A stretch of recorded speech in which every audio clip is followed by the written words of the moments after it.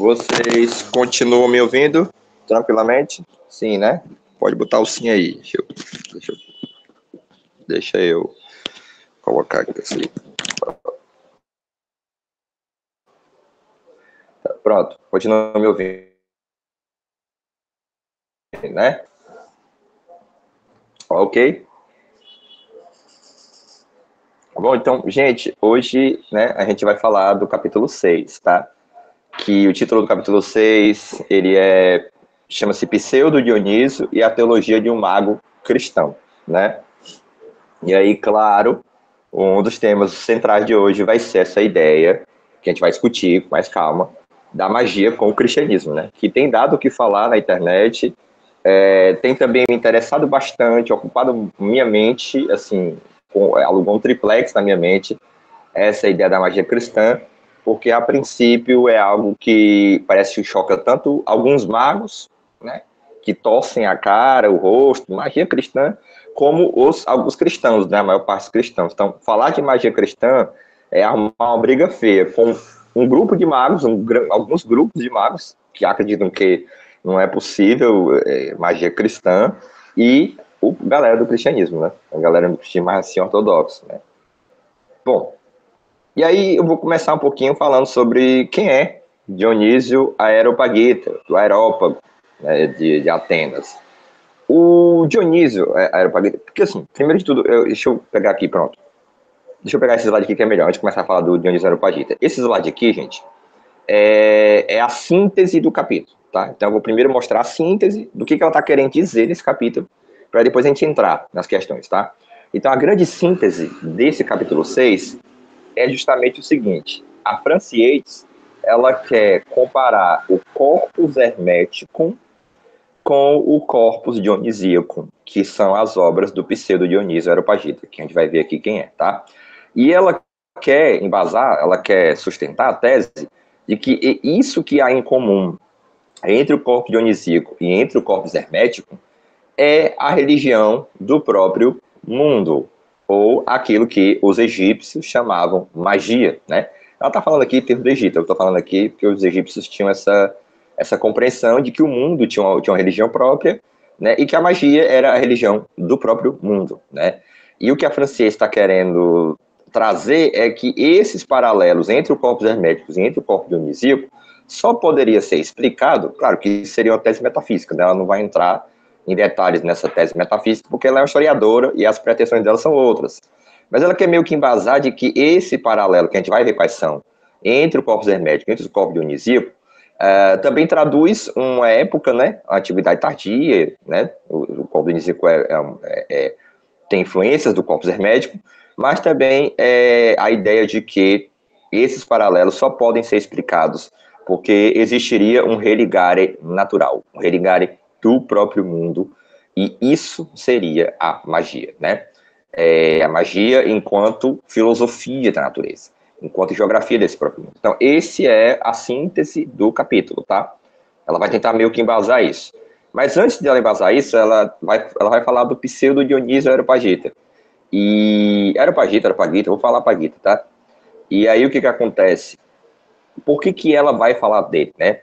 Por que ela tem que passar por essa figura? E lembrando que a próxima figura vai ser nada mais, nada menos, no capítulo 7, do que o Cornélio Agripa. Então, quem gosta aí do Cornélio Agripa aí, quem já falou aqui do Cornélio Agripa, a gente vai falar sobre ele no próximo, que também é uma figura chave para entender ali o pensamento do Renascimento. Mas o que acontece? Por que ela tem que passar pelo Dionísio, né, Areopagita? Porque toda a mística cristã medieval vai ser marcada pelo pensamento e pelos escritos do Dionísio Areopagita, que a gente vai falar um pouco sobre ele. Então, ele tinha um valor quase canônico. Até mais ou menos no século XVI, os escritos de Pseudo Dionísio Areopagita eram como se fossem, assim, a continuação dos Atos dos Apóstolos. Então, tinha a Bíblia, né? Tinha o Novo Testamento, a teologia mística do Dionísio Areopagita era como se fosse assim uma espécie de quinto evangelho, né? Ou seja, uma continuação um pouco ali da igreja primitiva do que seria. Por quê? Porque eles acreditavam até o século XVI, e aí nós estamos lidando com outro erro historiográfico, né? Mas um erro historiográfico que, como diz a Frances Yates, ajudou muito a formar o pensamento do Renascimento, né? Ajudou muito a entender o pensamento do Renascimento, né? O erro historiográfico é justamente o seguinte: até o século XVI, gente, a galera achava que esse Dionísio do Areopagita, do Areópago, ele tinha sido discípulo de São Paulo, discípulo do apóstolo Paulo. Por quê? Porque em Atos dos Apóstolos 10:34, tá aqui, ó, Atos dos Apóstolos 10:34, é mencionado esse Dionísio, né, que ele é convertido. Então ele é um grego, parece que ele é um contador, é um juiz, uma coisa assim, ele era da classe média, né, assim, um funcionário público ali de Atenas, e ele, ao ouvir, né, a pregação do Paulo, ele se converte. E aí surgiu, durante a Idade Média, textos do Dionísio atribuídos a esse discípulo de Paulo. Só que depois, já depois do século XVI, se descobriu, né, se chegou à conclusão, chegou ao consenso, de que não tem como esse livro ter sido escrito pelo o discípulo do apóstolo Paulo, porque o próprio texto tem citações que estão lá no Próclo, que estão meio que no Plotino, né? Tem uma metáfora lá imagética que está nas obras do Plotino. Então, assim, tem marcas textuais que mostram que quem escreveu esses tratados místicos aí, que a gente vai ver um pouco depois, com certeza leu Próclo, com certeza leu Plotino, com certeza leu Corpus Hermético. Então, nós estamos falando do quinto século depois de Cristo. É por isso que hoje se coloca o nome Pseudo Dionísio Areopagita, né? Ou seja, pseudo, porque não é o verdadeiro Areopagita, que é o discípulo de São Paulo, né? E a gente sabe que na antiguidade, principalmente aqui na antiguidade tardia, né, já começo da Idade Média, se tinha muito essa coisa de você ocultar, né, quem seria o autor e colocar o autor, a autoria, nas mãos, vamos dizer assim, de um personagem de mais peso, né? Alguns dizem que isso era para escapar da perseguição, enfim, do escândalo que poderia ser. Outros de índole mais esotérica dizem que, na verdade, você está se conectando com a chave mística e hermenêutica daquele persona. Então, algumas pessoas dizem, né, galera mais ligada às escolas esotéricas, que essa pseudo-autoria, ela também é uma chave mística, né? Para dizer, não foi escrito pelo pseudo Dionísio, mas está na linha do que ele disse, né? Ou seja, está em consonância com o espírito daquilo que ele falou, né? Como se fosse uma psicografia teosófica, vamos dizer assim, né? Bom, então, hoje nós sabemos que não é o verdadeiro Dionísio do apóstolo Paulo. Mas é o seguinte, gente, apesar disso, esse texto do Dionísio Areopagita, ele marcou muito, e ele tem muita marca do neoplatonismo, tá? E aí a gente vai ver aqui, ó. Pronto.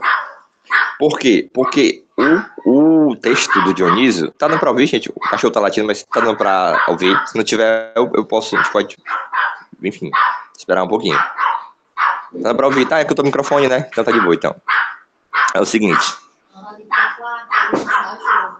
Pronto. Não, acho que ele pare já, talvez, não. Se não parar, eu vou ler pro quarto, dá certo, eu ir pra outro canto. Tá, mas enfim. Vamos aqui. Então, assim, o que ocorre aqui no Dionísio é que ele traça com mais clareza a questão da cosmologia medieval, né? Porque a cosmologia medieval, a gente vai ver isso com mais tranquilidade, e nessa imagem aqui eu peguei ela mais claramente para te ver.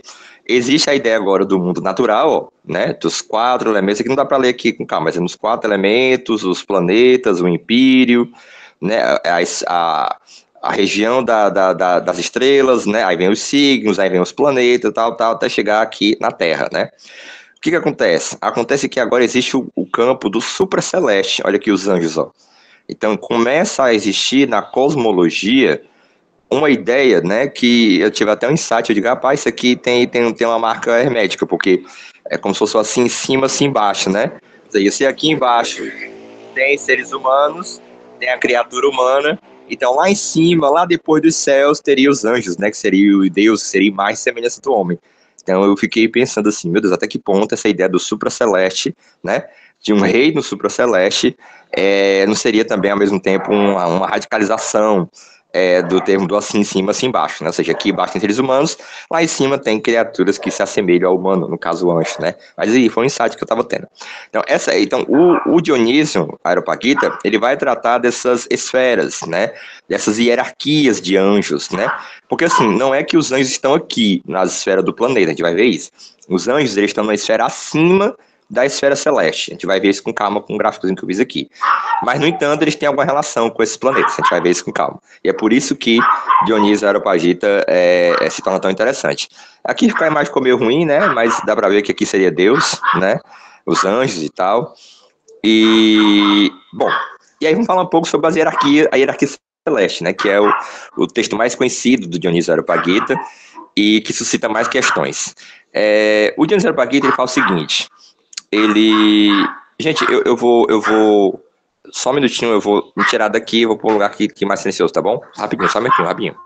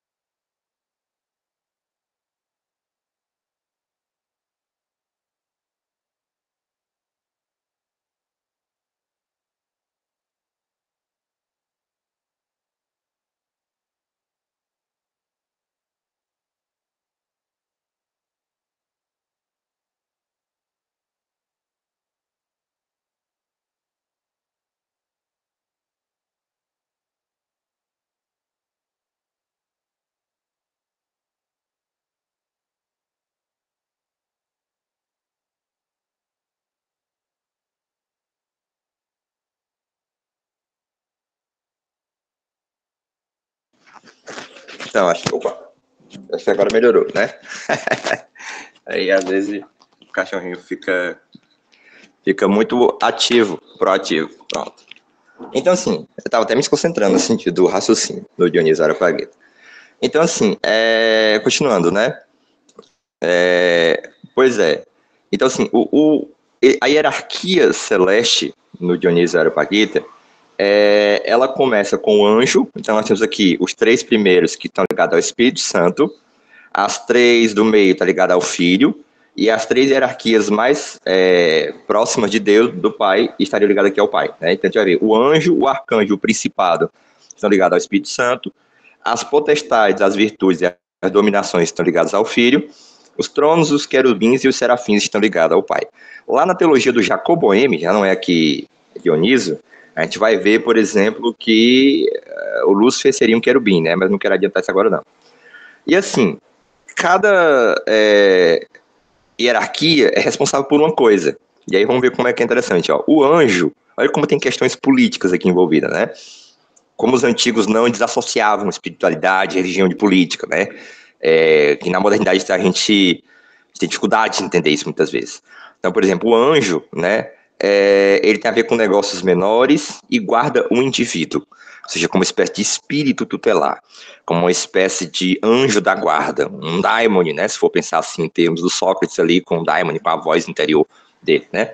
Os arcanjos, eles estão ligados ao culto divino, e nós estamos vendo aqui uma reminiscência da teurgia, e com as coisas sagradas. Tudo a ver com o culto, com a organização do culto, com as imagens, com o dia, enfim, tudo que tem a ver com esse culto divino, né, o estado de gnose para entrar no culto divino, tem a ver com os arcanjos. Olha como isso é interessante. E acima dos arcanjos temos os principados, que aí já tem a ver com negócios públicos, nações, príncipes e magistrados. Então, os principados estão regendo os assuntos jamais na dimensão da esfera pública, né? Porque, claro, as hierarquias elas estão regendo assuntos do que existem no mundo, né?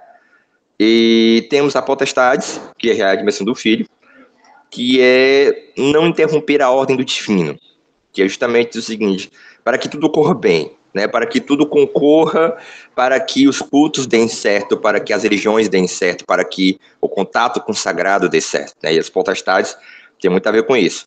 Virtudes é o que move os céus, ou seja, aí já estamos aqui, né, bem elevado, né, que coloca em movimento a esfera celeste e que também é responsável pelos milagres, ou seja, nós já temos aqui a dimensão daquilo que supera, né, vamos dizer assim, daquilo que mexe, inclusive, com nossa noção da realidade. A gente começou lá no indivíduo, passou pela esfera pública, estamos aqui na esfera celeste, né, na hierarquia angélica, e nós estamos mexendo assim com a Matrix, vamos dizer assim, a realidade, né? Assim, a Matrix que eu digo para a gente entender aqui o que está querendo dizer. E as dominações, né, que tem a ver com o arquiteto do cosmos, né? Tem a ver com o planejamento mais geral, né, da ordem e da providência divina, tá? E aí, no regime do Pai, nós temos os tronos, que também especulam, né? Aí já fazem especulação a respeito da natureza do divino, né? E descem, às vezes, para fazer as suas obras, eles descem para a esfera celeste. A gente vai ver um pouquinho como é que seria isso, né? Através da influência do planeta, enfim, e etc e tal. E nós temos querubins que, esses sim, especulam especificamente sobre a essência e a forma de Deus. É como se o insight teosófico, o insight Merkabah, o insight cabalístico, né, vamos dizer assim, ele seria uma graça e o dom doado pelo querubim. Né? Então, o querubim já tem essa dimensão, ele consegue dar a gnose do próprio mundo, né, vamos dizer assim. Então, por exemplo, quando se fala da esfinge, né, que tem pata de leão, que tem mão de boi, né? A esfinge, que a gente conhece muito no ocultismo, no esoterismo, ela tem muito a ver com essa ideia do querubim, porque ali tem uma síntese do próprio mundo, né? Do próprio Deus, do homem e da natureza, né? Os 4 animais, do Apocalipse, a coisa toda. Então, toda vez que tem essa dimensão, essa gnose do mundo, nós estamos lidando com a irradiação querubínica, vamos dizer assim, né? E, por último, nós temos serafins, que são os grandes arquitetos gerais do plano divino, né? Os grandes coordenadores, né? Os que planejam e os que estão abaixo executam, tá bom? Bom, e aí o que acontece? E é o seguinte, olha, quando chega ao renascimento, né? Ali com Fitino e Pico da Mirândola, que eles traduzem o corpus hermético, ali no Renascimento já, né, 1500, 1400 e pouco, ali em Florença. Eles traduzem o corpo hermético. Eles têm acesso a eruditos judeus, né, e textos de Cabala. O Picto da Mirândola se aprofundou mais nesse ponto, o Fitino se aprofundou mais nesse ponto. E junto com isso, quando eles olham para aquilo que eles já tinham na tradição cristã, como considerado canônico praticamente, que até então o Dionísio era considerado canônico, praticamente canônico. Então, quando eles veem que na Cabala se falava em 10 Séfirotes, né? Que no corpus hermético se fala das 8 esferas mais o Nous. Então, assim, não é 10, mas se você não contar ali com a Terra, fecha o 9, né? Que também lá nas Séfirotes, se você não contar com Malkuth, fecha o 9. Então, e quando você olha aqui no Dionísio, era o Parita, 9 hierarquias. Então eles pensaram assim, bom, então conectar a Cabala e o hermetismo ao cristianismo não é uma coisa muito difícil. Basta você perceber que essas 3 grandes tradições, uma tradição dos sinais, né, que é os judeus, né? Os judeus pedem sinais, né, como dizia Paulo, né? Os judeus pedem Jesus, né? Seria um sinal, ou seja, o sinal de Deus, o sinal do céu. Os árabes também são assim, né? Os muçulmanos. Então, assim, o povo dos sinais, a Cabala, né? O povo do Logos, da filosofia, do universal, né? Da religião do próprio mundo, que é o hermetismo, e o cristianismo ali, um grande místico cristão, teólogo místico cristão, falando de 9 hierarquias, né? Outra semelhança entre esses 3 é que a Cabala já traz a ideia do Ensof, do Ein Sof Auf, que é o negativo, os véus negativos da existência, aquilo que Deus não é, aquilo que não se pode falar que é mais, né, que nem é e não é. Então, assim, é anterior ao uno, vamos dizer assim, seria um abismo, né, seria os véus negativos, porque a nossa mente não consegue mais apreender. Então, em termos lá da teosofia, da sociedade teosófica, filosofia moderna, seria mais ou menos o Parabrahman, né? A gente esse cantar falando esse jargão da sociedade teosófica, né? Para fins de comparação, acho interessante. E o Corvus Hermético traz a ideia do nous. O nous não seria exatamente, talvez, o abismo, né? O nous, ele talvez estaria mais próximo do logos do que dessa negatividade profunda da teologia negativa. Mas a gente entende que o nous, como ele é a fonte do intelecto, né? Como ele é a fonte da cognição, então ele não consegue ser apreendido cognitivamente. Então ele seria um oceano anterior à capacidade de cognição, então ele teria, vamos dizer assim, alguma ligação, algum paralelo com essa ideia de abismo, embora seja problemático falar que ele é o abismo, né? Sim, você pode dizer que ele é mais o logos, né? Porque o abismo é anterior ao logos, pra vocês terem noção do que eu estou querendo dizer, tá? No sentido, assim, metafísico, né? Existem dimensões, gente, do esoterismo que quem tem um certo treino em metafísica atravessa melhor, quem não tem sofre um pouquinho, né? O que é o abismo, o que é o logos, o que é o nous, e é um treino metafísico que a gente, quando está acostumado, a gente vai se acostumando à medida que vai conversando, né, com outras pessoas que conversam esse jargão, e aqui a comunidade, a escola, o grupo de estudo que a gente tem aqui, né. E o Dionísio Areopagita também vai falar dessa teologia negativa e aquilo que Deus não é, né, ou seja, é engraçado que Paulo, né, tem aquela passagem que diz, o Deus desconhecido, né, o Deus que eu adoro é este aqui, aí tinha lá a estátua do Deus desconhecido. Então essa ideia do desconhecido, do Aisof, da teologia negativa, daquilo que Deus não é, né? Então a galera do Renascimento percebeu que essas três tradições estavam falando dessa raiz do divino, né? Dessa natureza divina. Existe o divino, né? Então a gente pode pensar assim, o divino como a árvore e a natureza divina como o jardim. A gente pode pensar assim, né? O logos como a árvore e o abismo, o gloom de um Ein Sof como o próprio jardim. Então, assim, para a gente pensar uma metáfora do que eles estão querendo dizer, né? E aí, interessante, outro ponto que a gente também tem que falar é sobre a relação da magia com o cristianismo. E isso aqui dá muito pano para manga, muito pano interessante, porque você pensar o cristianismo numa perspectiva da magia é intrigante, tanto para quem é cristão como para quem não é, né? Mais intrigante do que a gente pode imaginar. Então, assim, essa relação da magia com o cristianismo que é importante a gente pensar, porque os filósofos do Renascimento, Pico della Miranda, Marcílio de Fitino e também o Giordano Bruno, vão sofrer as consequências de tentar aproximar essa soberana chamada magia, essa antiga senhora, né? Como dizia Eliphas Levi, com o cristianismo, que aqui no caso não é bem o cristianismo, é a igreja cristã católica, tá? Vamos deixar isso claro, porque as pessoas têm uma coisa errada ao dizer assim, o cristianismo condena a magia. Primeiro ponto, o cristianismo não condena absolutamente nada. O que condena são as teologias que vão se formar do cristianismo. Quem traça o juízo, quem traça o julgamento, gente, é a teologia. A teologia é um momento secundário, é um momento posterior, depois do fenômeno cristão, né? Ali, o fenômeno do cristianismo ali, de Roma, tá, a teologia vem depois, exatamente. Por isso que uma vez eu entrei na sala dos professores e eu falando de magia, uma professora pegou e disse assim, mas a magia é de Deus? Querendo falar se magia, você podia ser cristão e praticar magia e falar de magia. Aí eu digo sim, porque depende da teologia, né? Então, por exemplo, aqui no Renascimento, nós vamos ver a construção de uma teologia que tenta colocar a magia para dentro do cristianismo e a favor do cristianismo, né, como prova da verdade cristã. Então, Marcílio Fitino e Pico della Mirandola estão tentando construir razões teológicas para isso e sofrer as consequências disso. Então, não existe condenação do cristianismo à magia. Existe condenação daquela ou aquela teologia em relação à magia. Mesmo que nós fomos lá para o Pedro, Simão o Mago, a gente pode falar um pouco disso depois, de como ali nos evangelhos já tem ali na questão do Simão o Mago, um discurso sobre a magia, mas a gente pode falar isso com calma.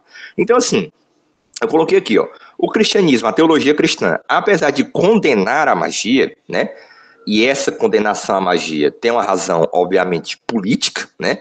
Porque a magia é o poder que um indivíduo pode ter, né? E a igreja, como a detentora do poder sobre os corpos e sobre o indivíduo, precisa proibir a magia, por uma razão política clara, né, por uma razão de poder, por uma razão de eliminar a concorrência, né, porque o rito da igreja é um rito mágico, né, então se você empodera o indivíduo, alguns indivíduos, as pessoas vão procurar esses indivíduos e não a Deus, e não a igreja, né, Deus aqui entre aspas, a igreja, né, então é muito natural que a teologia cristã, né, condene a magia, e isso começa lá no Santo Agostinho, quando Santo Agostinho fala mal do Hermes Trismegisto, dizendo que o Hermes Trismegisto invocava demônio, invocava os daimones, né, e cultuava esses daimones, né, ou seja, tirava o culto que deveria ser a um Deus único e onipotente e cultuava esses seres intermediários que eram os daimones. Então, essa crítica do Santo Agostinho ao Hermes Trismegisto pegou, assim, ecoou bastante durante a Idade Média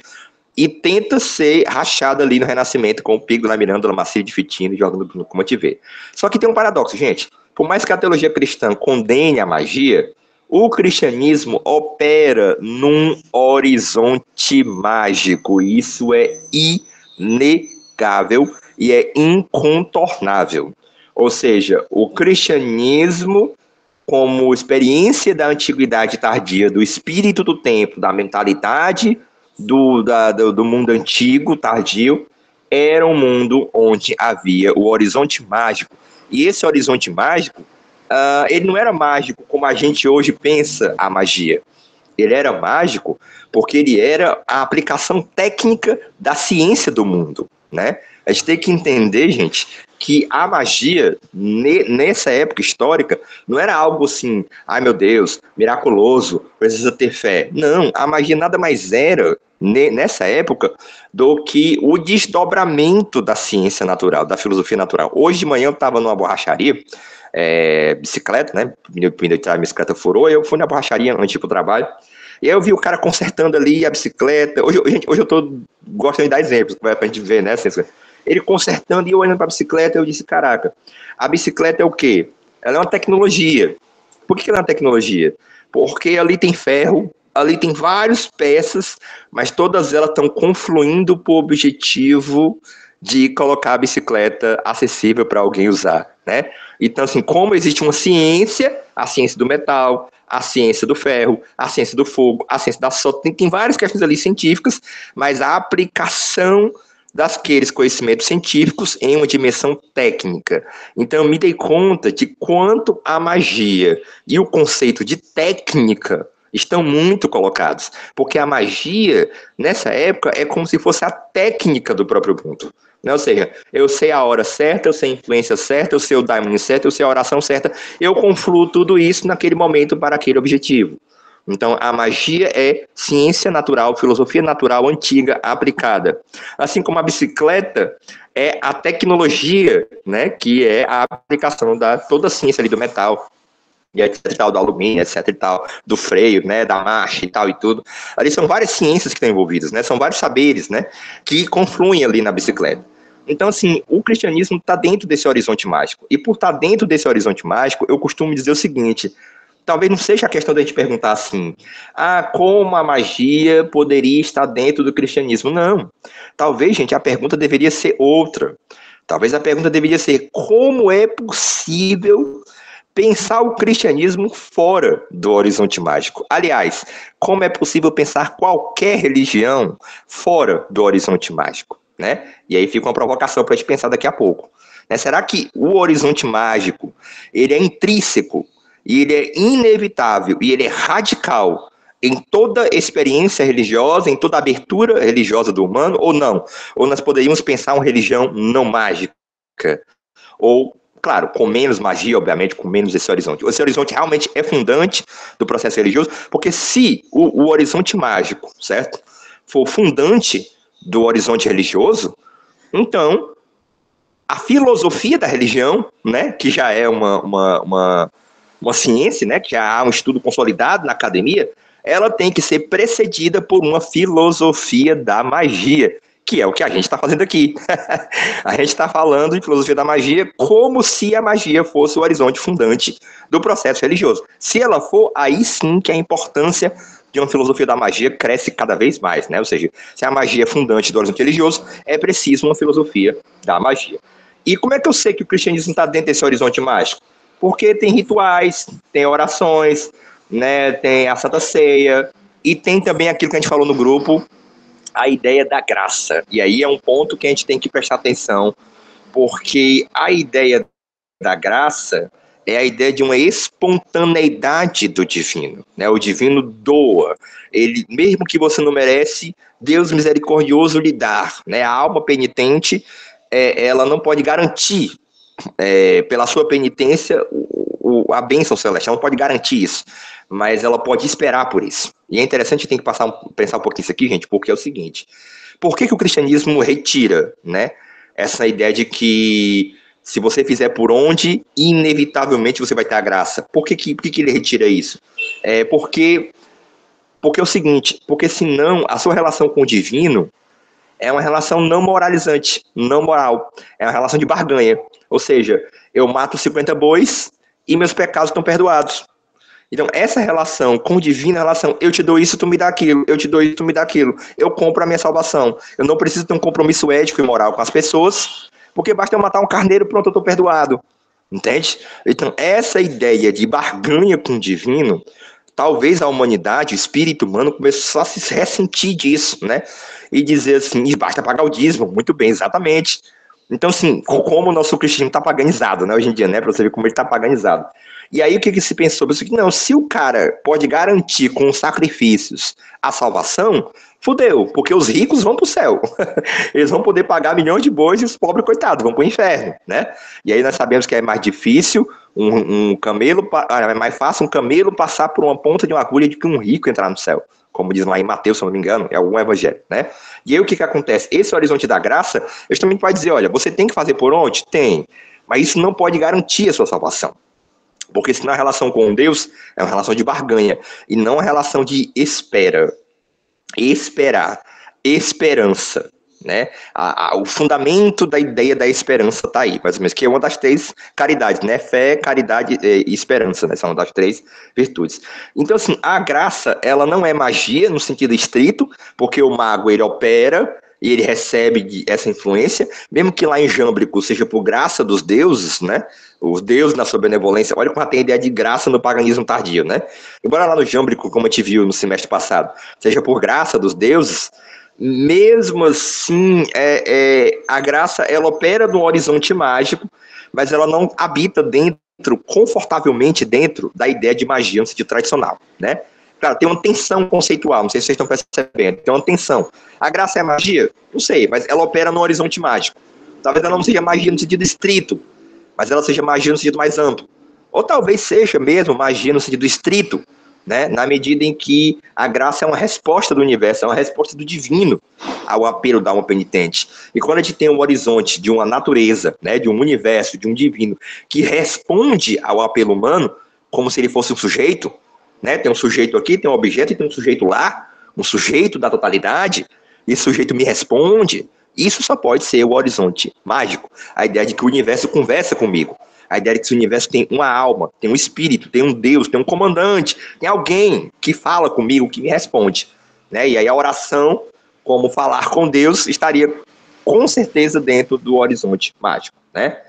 E, bom, esse basicamente é o último slide. Eu não quis fazer muito slide hoje, mas se eu tivesse que voltar aqui a algum ponto para falar uma coisinha rapidinho, era sobre essas hierarquias, né? Sobre isso aqui porque eu não coloquei aqui, mas assim, existe o campo do elemental, que é os elementos, isso aqui é a Terra, né? O campo material elemental, o inférios, né? Que é inferior. O inférios, ele está um pouco abaixo, isso aqui é como se fosse os reinos minerais, né? Da Terra, essa coisa toda. Nós temos o campo do celeste, nós temos 7 planetas, nós temos os signos, e nós temos a dimensão do supraceleste, que seria as hierarquias. Então, as hierarquias estão no plano do supraceleste, tá, gente? Elas descem ao plano dos planetas, os planetas sinalizam elas, mas não são elas, Tá? Então tem que perceber essa dimensão. E assim, eu não sei se vocês conseguem perceber, mas essa colocação do supraceleste, né, tem uma influência de quem aqui? Dos judeus, da Cabala. Não da Cabala judaica, mas da fonte lá da Cabala judaica, que é o quê? Que são a literatura apocalíptica judaica, do Segundo Templo. Né? A mística judaica, ela é anterior à Cabala. A Cabala é bem depois. Então, lá na mística judaica já tinha-se essa ideia do supraceleste, né? E, assim, é interessante porque essa fala sobre o cosmo também é uma fala sobre o humano, porque agora o homem vai ter o corpo, que é a terra, vai ter a sua alma, que está ligada ao celeste, e vai ter o seu espírito, que está ligado ao supraceleste. Né? Então, essa fala sobre o cosmo também é uma fala sobre o humano. O quanto essa dimensão do supraceleste é a dimensão espiritual por excelência. Né? E aí, o que acontece? Aí vem toda essa grande revolução cosmológica e psicológica que é o cristianismo.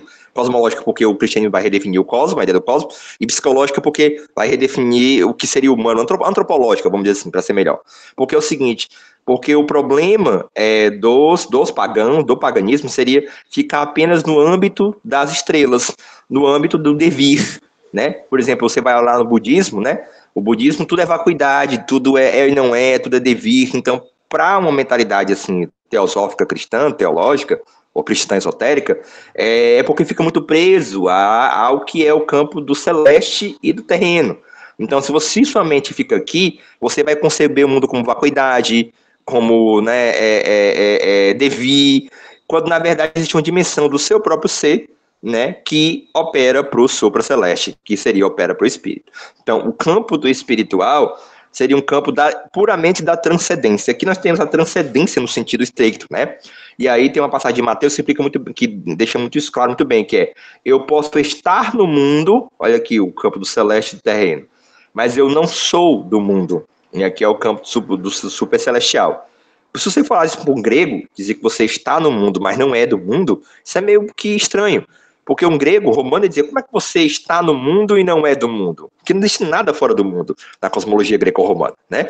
Os deuses estão dentro da physis, tudo está dentro do físico, da física. O universo sempre existiu.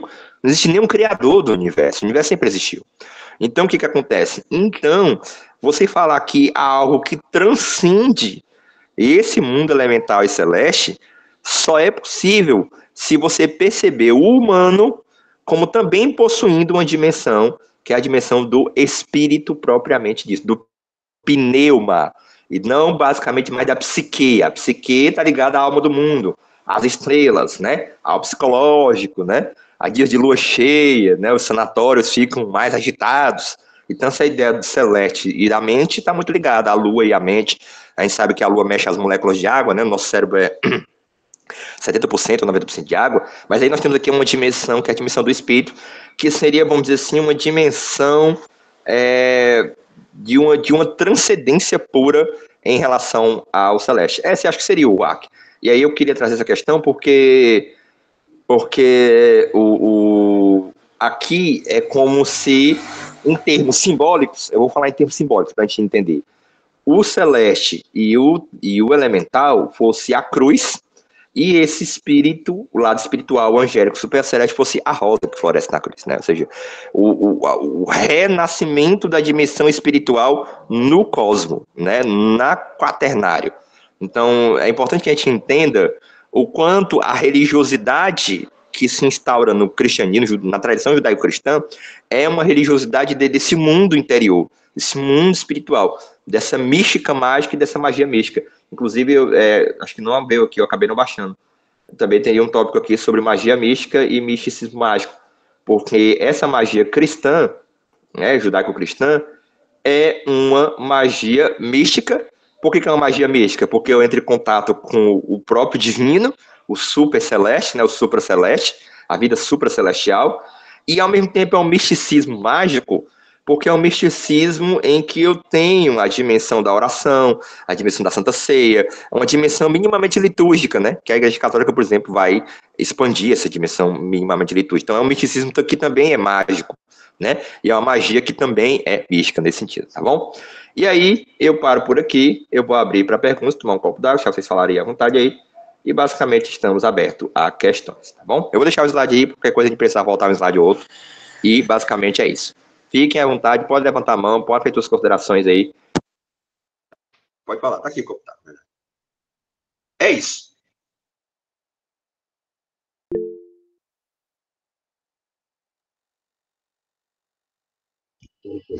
Fala, Thiago, boa noite, boa noite. Cheguei atrasado, mas o pouquinho que eu peguei aqui, muito bom, de explodir a cabeça. Parabéns aí pela aula.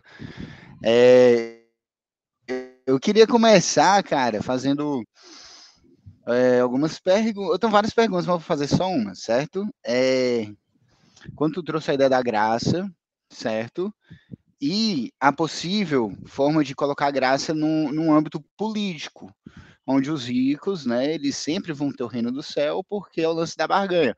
Ou o rico ou o tzadik, né, o justo, né? Então, o justo, ele sempre vai para o céu, enquanto o pecador, o ímpio, né, se der do pecado, sempre vai para o inferno, querendo ou não, uma forma de controle, né?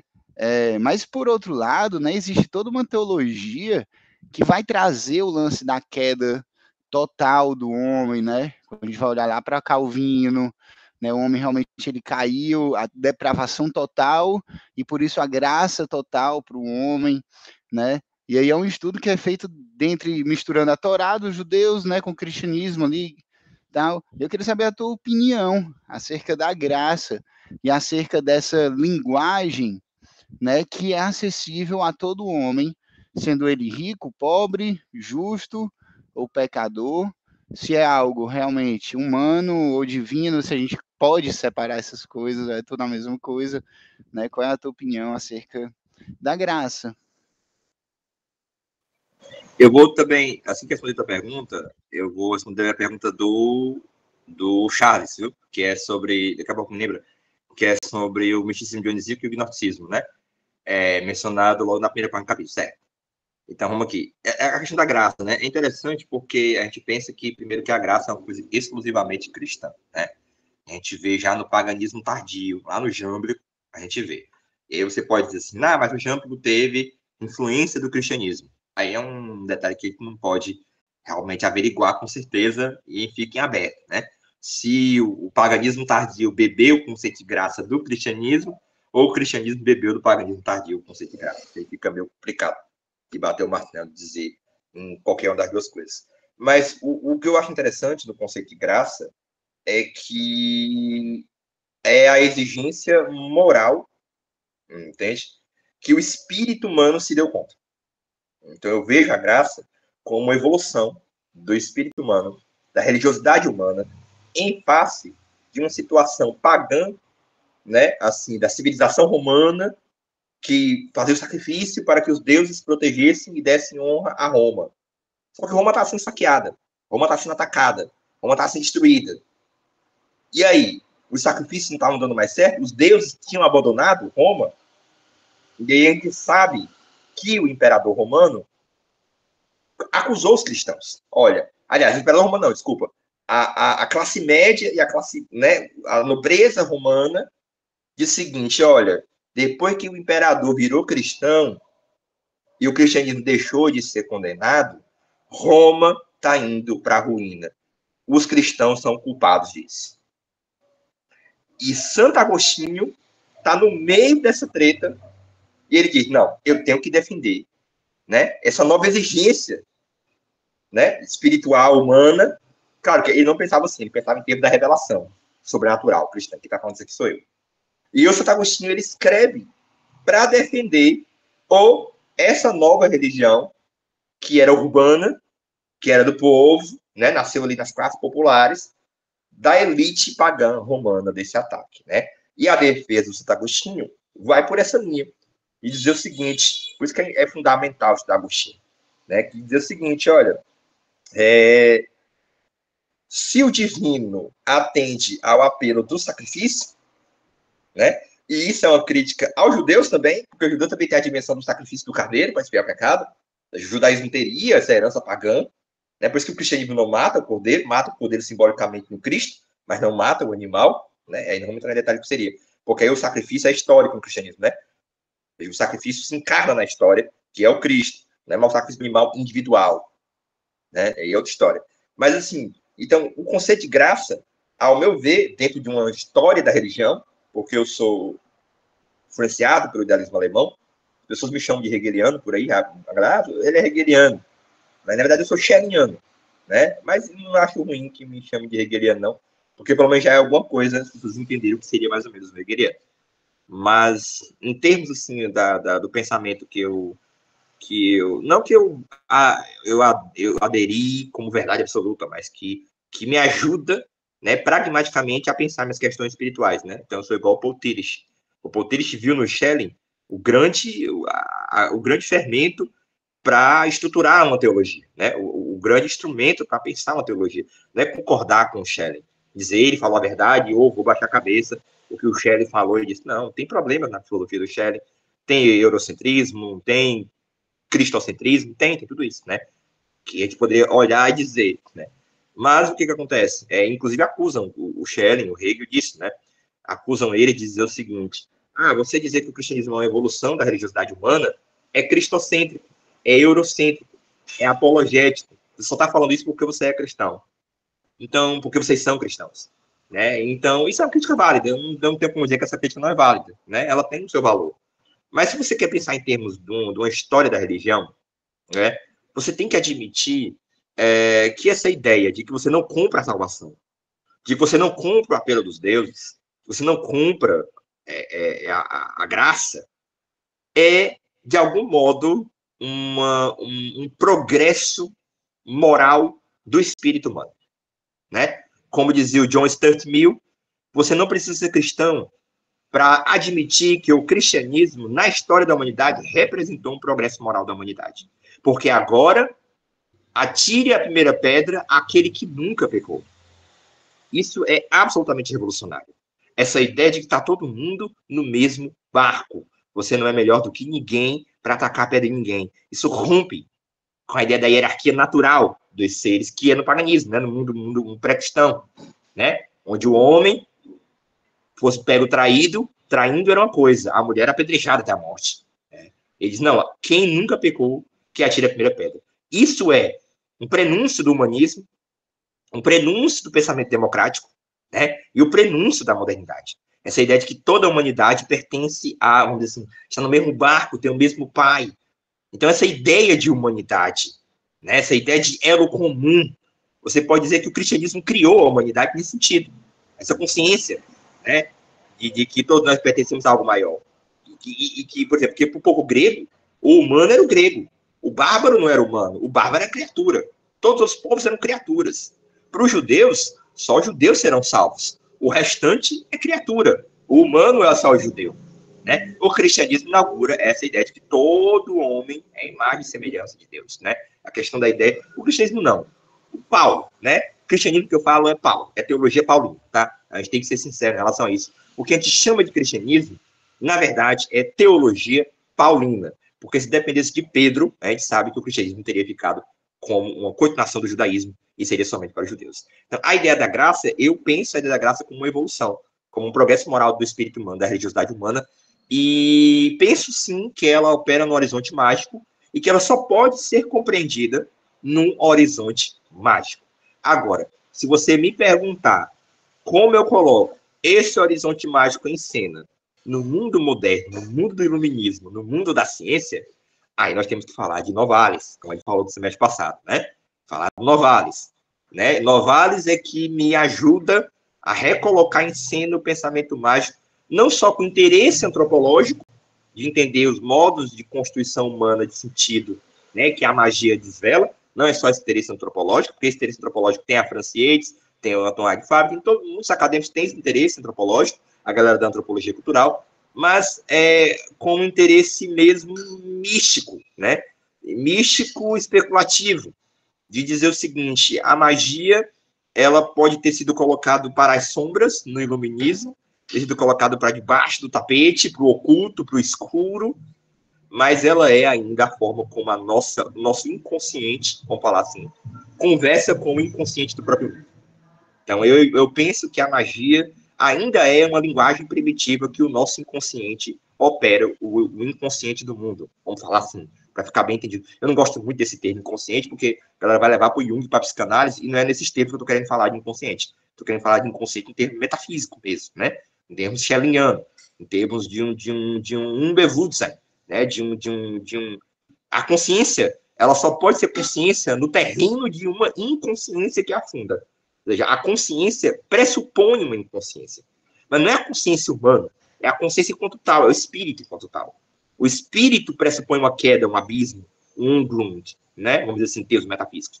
Então, eu penso assim, entendeu? E aí, quando eu penso assim, trazer a magia como uma espécie de linguagem profunda da nossa mente com o mundo, né? Por exemplo, no estado de gnose, no estado de ayahuasca, né, da força do Santo Daime, no sonho, o horizonte mágico volta à cena, como se ele fosse alguma coisa que sempre esteve ali, sempre está ali, entendeu? Ou seja, a nossa alma ainda conversa com a alma do mundo em termos da magia, né? Agora, nós precisamos recuperar o lugar dessa noite da consciência, né? A consciência tem o dia, que é aqui, nós estamos falando, conversando, ela está de dia, mas ela tem a sua noite, ela tem o seu sono, né? E aí já seria Novalis. Mas acho que deu para entender, né? Agora, a pergunta do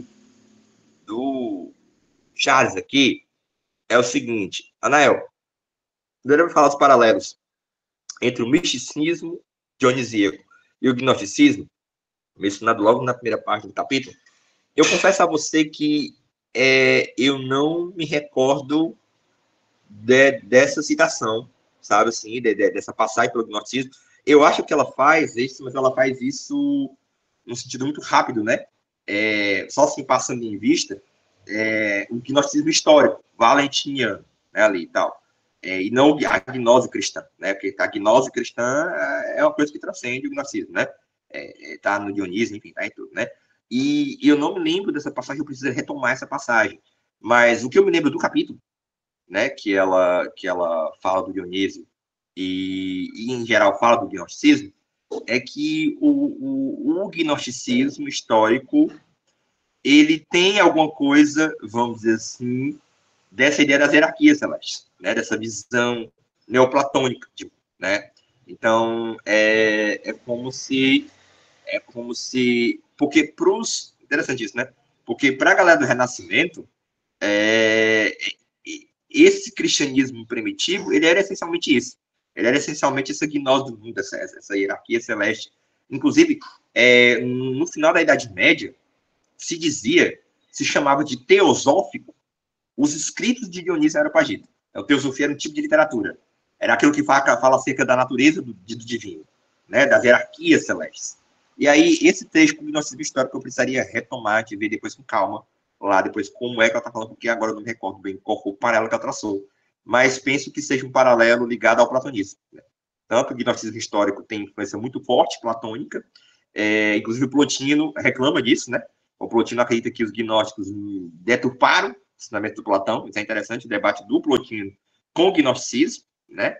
E como, nesse debate, os cristãos ficam do lado do Plotino contra o gnosticismo, né? Os cristãos se alinham ao Plotino, também é uma questão que a gente poderia ver depois, mas depois eu faço a questão do gnosticismo, porque agora não estou recordado do trecho que ela fala sobre isso, tá bom? Então a gente vai ver com calma. A gente vê passagem no grupo, exatamente. Ela o quê? Ela fala muito de passagem, né? Talvez ela fez assim, só mesmo um adendo, né? Não sei que paralelo ela poderia ter trazido. Agora, tem outra coisa aqui, o Daslava falou assim, cada vez mais me parece que o esoterismo cristão, e é engraçado você ter usado o termo esoterismo cristão, eu ia falar sobre isso, na verdade é um mega esforço de universalizar a coisa para além da instituição cristã. E a contraponto dela é verdade, sim, com certeza. E você falou muito bem, assim, esoterismo cristão, porque tem a galera que pega mal com a ideia de o termo cristianismo esotérico, né? Porque o cristianismo é uma religião, e religião, enquanto tal, ela não pode ser esotérica. Ela pode ter uma dimensão esotérica, ela pode ter um grupo esotérico, ela pode ter gente esotérica lá dentro, mas a religião em si ela não pode ser esotérica porque ela é da salvação de todos, né? Ela é pública, ela é para todos. E aí tem gente que queima ruim com esse termo cristianismo esotérico, né? E prefere falar em termos de esoterismo cristão, que é o que você colocou aí. Ou seja, nós somos, antes de tudo, esotéricos, ou seja, nós acreditamos que uma gnose especial é dada para aqueles que atravessam certos processos iniciáticos, isso é ser esotérico, e também nós acreditamos numa teosofia perenes, né, numa teologia primordial, subjacente às religiões. Mas por que nós somos esotéricos cristãos? Porque aí nós colocamos, ou nós conversamos sobre essa teologia primordial em termos do cristianismo, e aí nós somos esotéricos cristãos, esoterismo cristão, ou nós simplesmente acreditamos que o cristianismo seja a culminância da sabedoria primordial, né? E aí nós estamos no terreno do Fitino e do Pico de la Mirândola, e talvez do Santo Agostinho, né? Porque o Santo Agostinho, ele entendia, isso eu estava falando isso com meus alunos, um dia desses, meus alunos do segundo ano do ensino médio, estão trabalhando no Santo Agostinho, e eu dizendo para eles, olha, o Santo Agostinho, ele é o primeiro teólogo mesmo, assim, forte da igreja, assim, teólogo forte, porque ele não rechaçou os filósofos. Ele não disse que os filósofos eram cor do cão, cor do elite intelectual, que destrói os cristãos, não. Ele diz, olha, os filósofos falavam do logos. Olha como é interessante. Platão falava do logos. Aristóteles falava do logos. A diferença é que o cristianismo acredita que esse logos do Platão e de Aristóteles encarnou na história, na figura de Jesus. Então, não é que o cristianismo é um outro logos, olha como é interessante, diferente do logos greco-romano, diferente daquilo que os filósofos estavam apontando. O cristianismo é o logos que entrou na história. Exato, é interessante. Ele quebrou, exatamente, ele incorporou o paganismo sem ser pagão. Entende isso? E aí, é isso que faz o Pico de la Mirândola e o Marcelo Fitino de colocar a magia para dentro, o hermetismo para dentro, né? Porque apesar, né, do cristianismo não ser uma oposição ao paganismo, mas uma espécie de superação, evolução, Aufhebung, como dizia Hegel, né, em alemão, é uma superação que contém algo. Apesar disso, a gente sabe que durante toda a Idade Média, o paganismo vai ser fortemente violado e violentado, né? A instituição mesmo, quando se junta com o Estado, a igreja vira Estado, aí o negócio toca terror, o paganismo, né? A gente sabe muito bem o que aconteceu na história. Mas, teologicamente falando, não existe, não é em paralelo. Aí aqui vai o cristianismo, numa linha, aqui vai todas as religiões em outra. Não era assim que o Santo Agostinho entendia.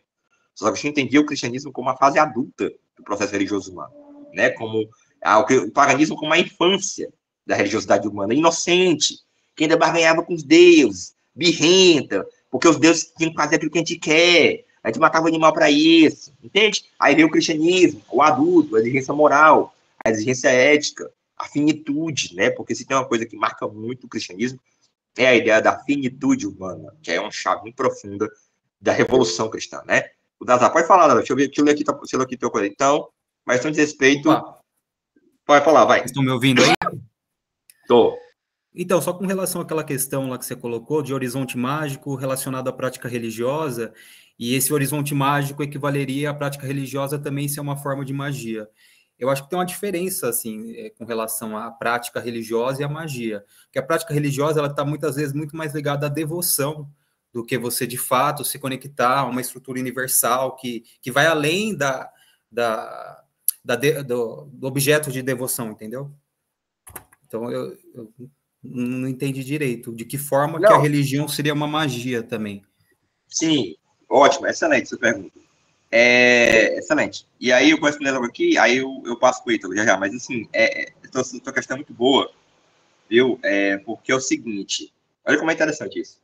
Como é interessante, é o seguinte, dentro da antropologia cultural, Lévi-Strauss, Marcel Mauss, né, eles têm essa discussão quando vai estudar uma tribo, né, do que é mágico e do que é religioso, né? Se é a mesma coisa, ou se é diferente, né? E não há um consenso, né? Se toda religião é essencialmente mágica, na medida em que ela estabelece uma comunicação com o transcendente, ela é mágica nesse sentido.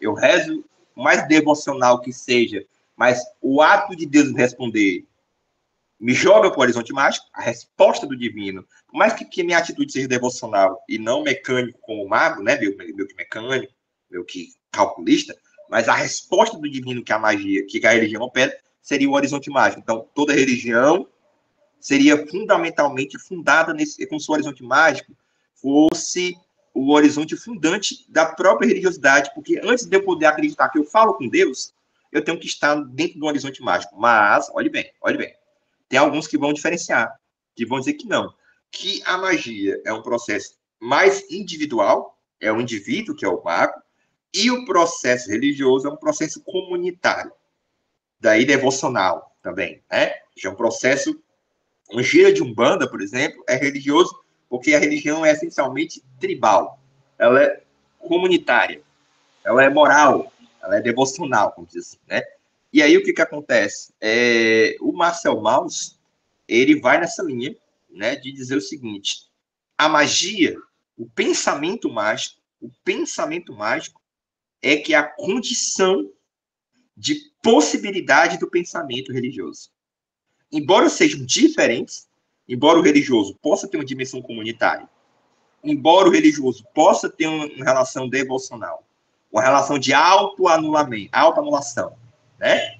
Embora ela tenha essa dimensão, ela só é possível no horizonte em que o divino, a natureza, ou seja lá o que for, eu posso contactá-la, ela pode me responder a esse apelo, né? Então, é nesse sentido que a magia seria a religião universal, a religião do próprio mundo. Então, existe a religião dos homens, os humanos, as nações, as línguas, as religiões, e existe a magia. Ou seja, a magia seria o campo cognitivo, né, fundante, através do qual o pensamento religioso pode ser possível. Isso é uma tese. Eu não estou dizendo que eles estão certos em relação a isso, né? Isso é uma linha de reflexão. E alguns vão dizer que não, que, na verdade, o religioso é que é mais fundante que o mágico. Ou seja, não existe pensamento mágico, né, fora de um horizonte religioso. Ou o pensamento mágico implica, antes de tudo, a ideia de um religai. Agora, uma coisa que fica interessante é porque existe a magia religiosa, que é a teurgia. Quando a gente estudou Jâmblico aqui no semestre passado, a gente viu que o Jâmblico tratava a teurgia como magia, porque era uma liturgia, mas tratava ela como religião porque o objetivo daquele rito mágico era a purificação da alma. Olha como é interessante. Magia religiosa igual a teurgia. Teurgia, alta magia. Então, o Jâmblico tinha essa ideia de que, e os filósofos da época dele estavam esquecendo disso, né? De que o pensamento, de que essa conexão com o divino, ela precisa do rito, da liturgia.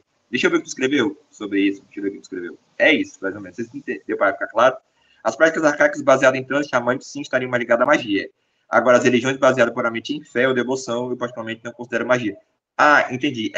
Exatamente. É o que a gente estava falando. É difícil realmente colocar, né, essas religiões do espírito, né, que é o cristianismo, o judaísmo, a religião da fé, do pneuma, dentro do horizonte mágico, né, como, por exemplo, as práticas xamânicas. Mas o que acontece? E aí, é claro que isso aqui são reflexões, né? Não estou batendo matéria para fazer isso. Mas, ao mesmo tempo, você não consegue conceber como é que elas têm essa ideia de comunicação com o divino se elas antes não habitam dentro do horizonte mágico. Eu acho que o conceito de magia é que a gente precisa pensar aqui, né?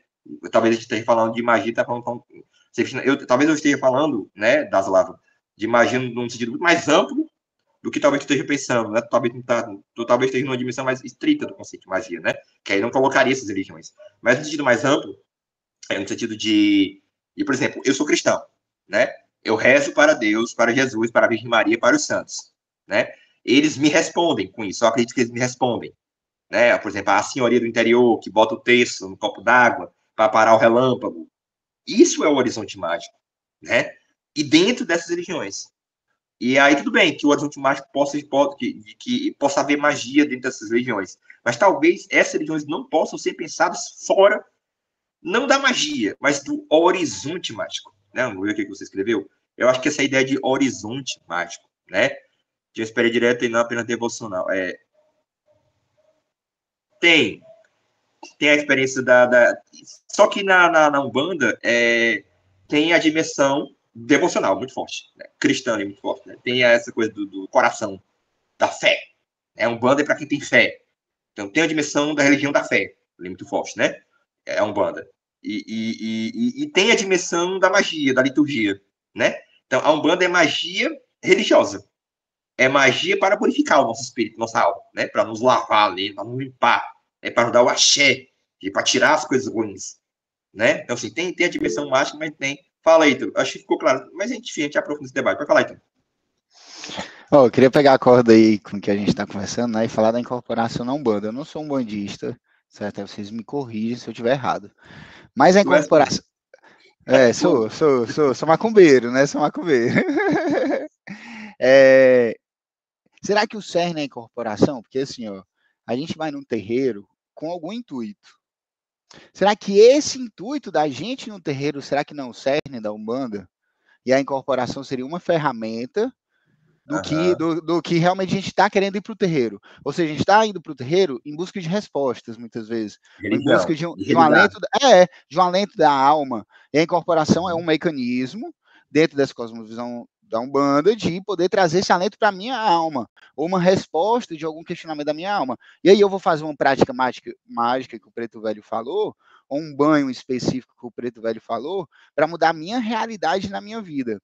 E aí eu trago, né, a visão da religião, que quando a moça do interior, a menina do interior, ela realmente tem fé, ela realmente ora por um marido, né, nessa transcendência, e num estado de gnose realmente de devoção, se acontecer na matéria, eu acho que esse é o conceito de magia, tá valendo, porque o conceito de magia é quando a gente consegue, na minha visão, eu acho, né, são especulações, né, o conceito de magia parte do princípio que, através do meu ato, de algo que eu faça, isso manipula o cosmos e traga o resultado que eu quero.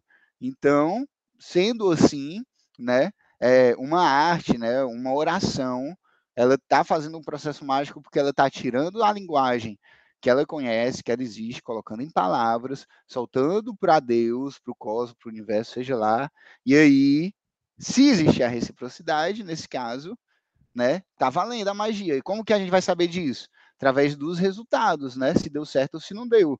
E o que a gente vê de relatos de cristãos, de católicos e de umbandistas e de magia do caos e de telemitas que fazem rituais e dão certos, são muitos, né? São muitos. E aí fica esse questionamento para a gente poder filosofar e viajar aqui. Eu queria ver o Daslava falar, se for possível, se ele quiser, obviamente. Como assim que você não... Falarem um pouquinho como é que você não vê a magia dentro dessas religiões da fé e do espírito? O que seria, se você puder falar aí um pouquinho pra gente? Então, porque eu entendo da seguinte forma, né? Se a pessoa só tem uma devoção baseada em fé, ela não vai ter uma experiência culminante, de fato, com aquela estrutura lá. Ela vai estar baseando a fé dela no que um intermediário passou através de uma doutrinação. Entendeu? Então, às vezes, o resultado que ela vai ter não é bem um resultado efetivo. Pode ficar no campo da imaginação dela, né? No limite da fé dela, tudo, né? Agora, por exemplo, no caso da Umbanda e das religiões baseadas em transe, cultos anímicos, tal, tem um momento de contato direto com aquelas divindades, que se manifestam através do transe, através da incorporação. Então, a pessoa que busca a Umbanda, ela está precisando de ajuda, de algum alento, tudo, mas o canal para receber esse alento não é um indivíduo no estado ordinário de consciência, é uma pessoa incorporada com um guia, e esse guia que vai dar a mensagem ali, né? E ele vai manipular elementos energéticos, vai manipular tabaco, vai manipular o álcool, né?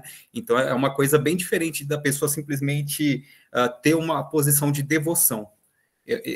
Esse ponto é que eu vejo uma diferença, assim, sabe? Ah, interessante, Thalita. Agora eu entendi. Entendi melhor o que você está querendo, entendi. Interessante. Entendeu? Se não for assim, ó, a igreja evangélica mais tosca aí, simplesmente pelo fato do fiel estar lá vibrando naquilo ali, ele está fazendo magia. Eu acho que ele não está. Eu acho que às vezes ele pode estar dando a energia dele para a egrégora do lugar, e essa egrégora está beneficiando um pequeno número de pessoas que é quem de fato está operando aquela magia para deixar todo mundo preso naquilo, entendeu? Entendi.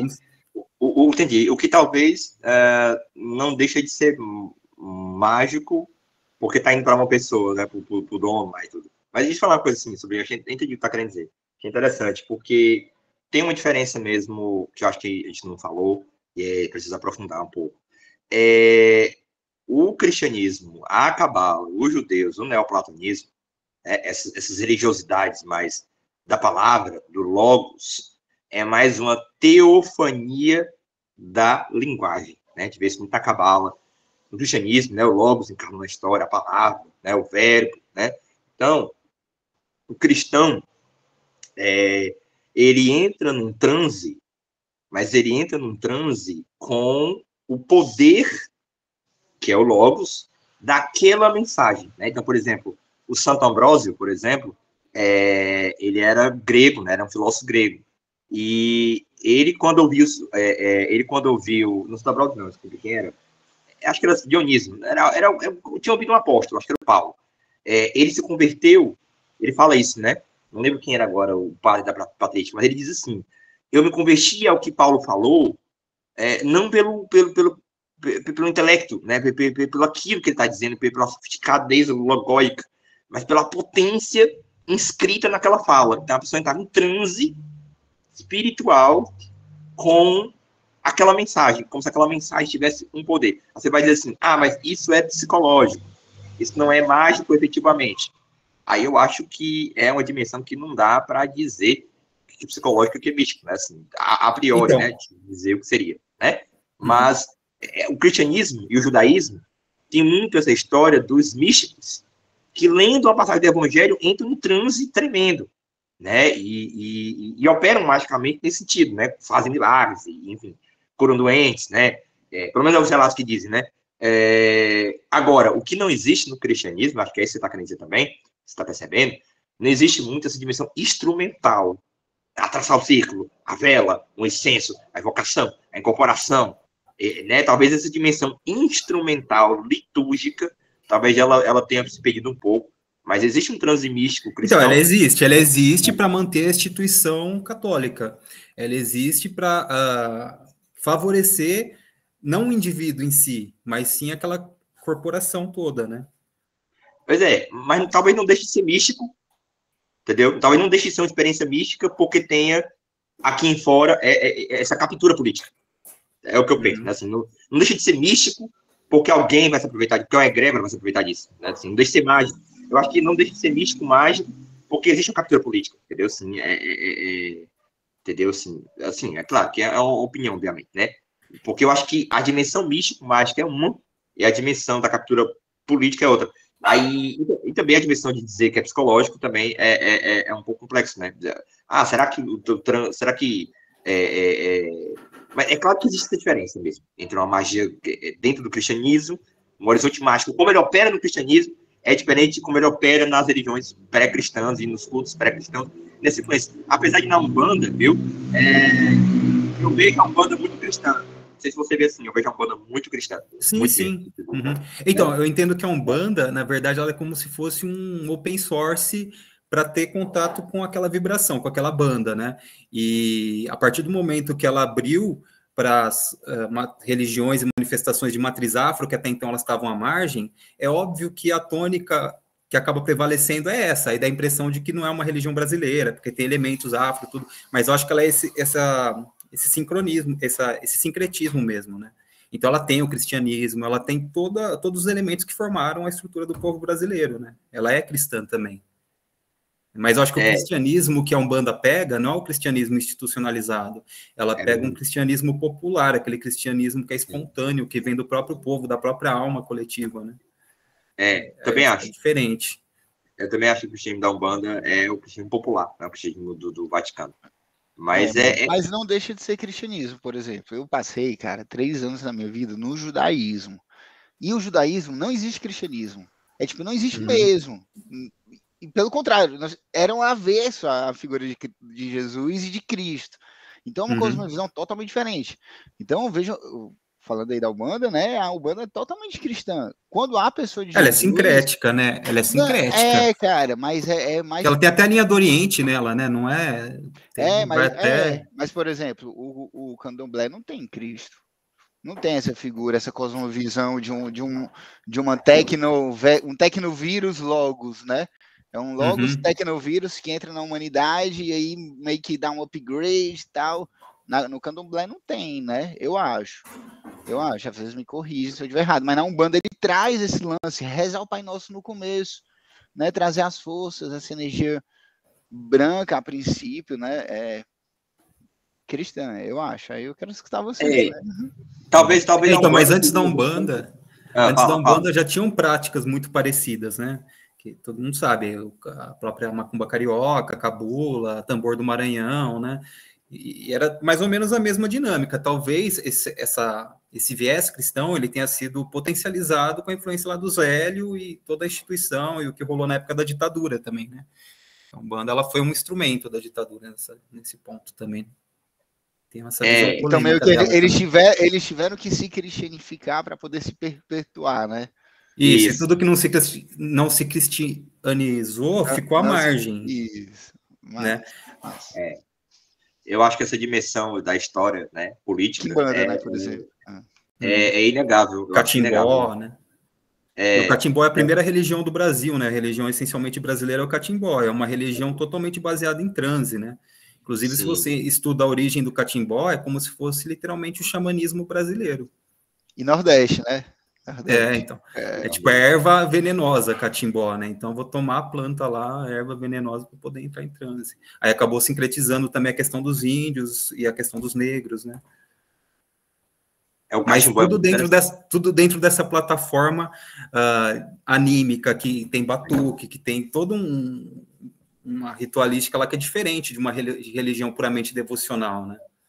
Outro dia eu perguntei lá no grupo, aí passou batido, né? Se no esoterismo cristão tem alguma equivalência ao termo Kundalini, como é que essa energia aparece, assim, sem trazer as tradições do Oriente no balaio, né? O que seria? Seria o Espírito Santo? O que seria? Seria o Espírito Santo, e no Jacobão, por exemplo, existe o elemento santo, que é como se fosse uma energia pura do planeta, assim, dos astros, né? E eu acho que Sofia também tem a ver com isso, mas é uma forma maculada dessa força, né? Uma forma maculada para entrar dentro da cosmovisão cristã, né? Porque ela em si, ela não é necessariamente maculada, né? Ela é energia raiz da coisa mesmo, né? Sim, telúrica, né, e tal, da base, né? Da base mesmo. Agora, na sociedade teosófica, a partir do momento que eles importam aquelas tradições do Oriente, aí fica muito mais fácil dialogar sobre esses outros conceitos, né, do que ficar só na esfera do cristianismo. A esfera do cristianismo, chega uma hora que ela meio que limita também isso daí, uma visão que entre em coisas mais fora de dualidade, assim, né. É óbvio que dentro da visão de Jacob Boehme e desses pensadores aí que se destacaram da instituição cristã, você vê isso daí, né, acontecendo. É verdade. E agora o pessoal da cidade teosófica bota um medo medonho da Kundalini, né? A Maria não mexa com Kundalini, né? Tal, Kundalini, não sei o quê, enlouquece, né? A sociedade teosófica, né, institucional, agora você pega Alice Bailey e tal, alguns autores deles lá, eles aprofundaram isso daí de uma forma muito mais direta do que fica deduzindo por aí, né?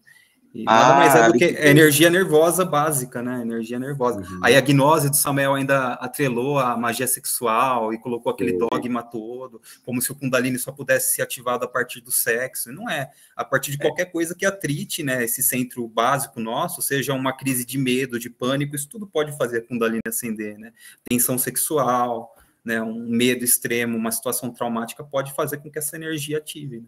Um estresse. Energia nervosa. Cara, pois, pra mim, o que eu aprendi mais de Kundalini e cristianismo foi com Samael, mano. Com todas as minhas questões com ele, e com a doutrina dele, e com a escola dele, né? Temos samaelitas no grupo, né? Todo respeito, amor, carinho, amo todos, né?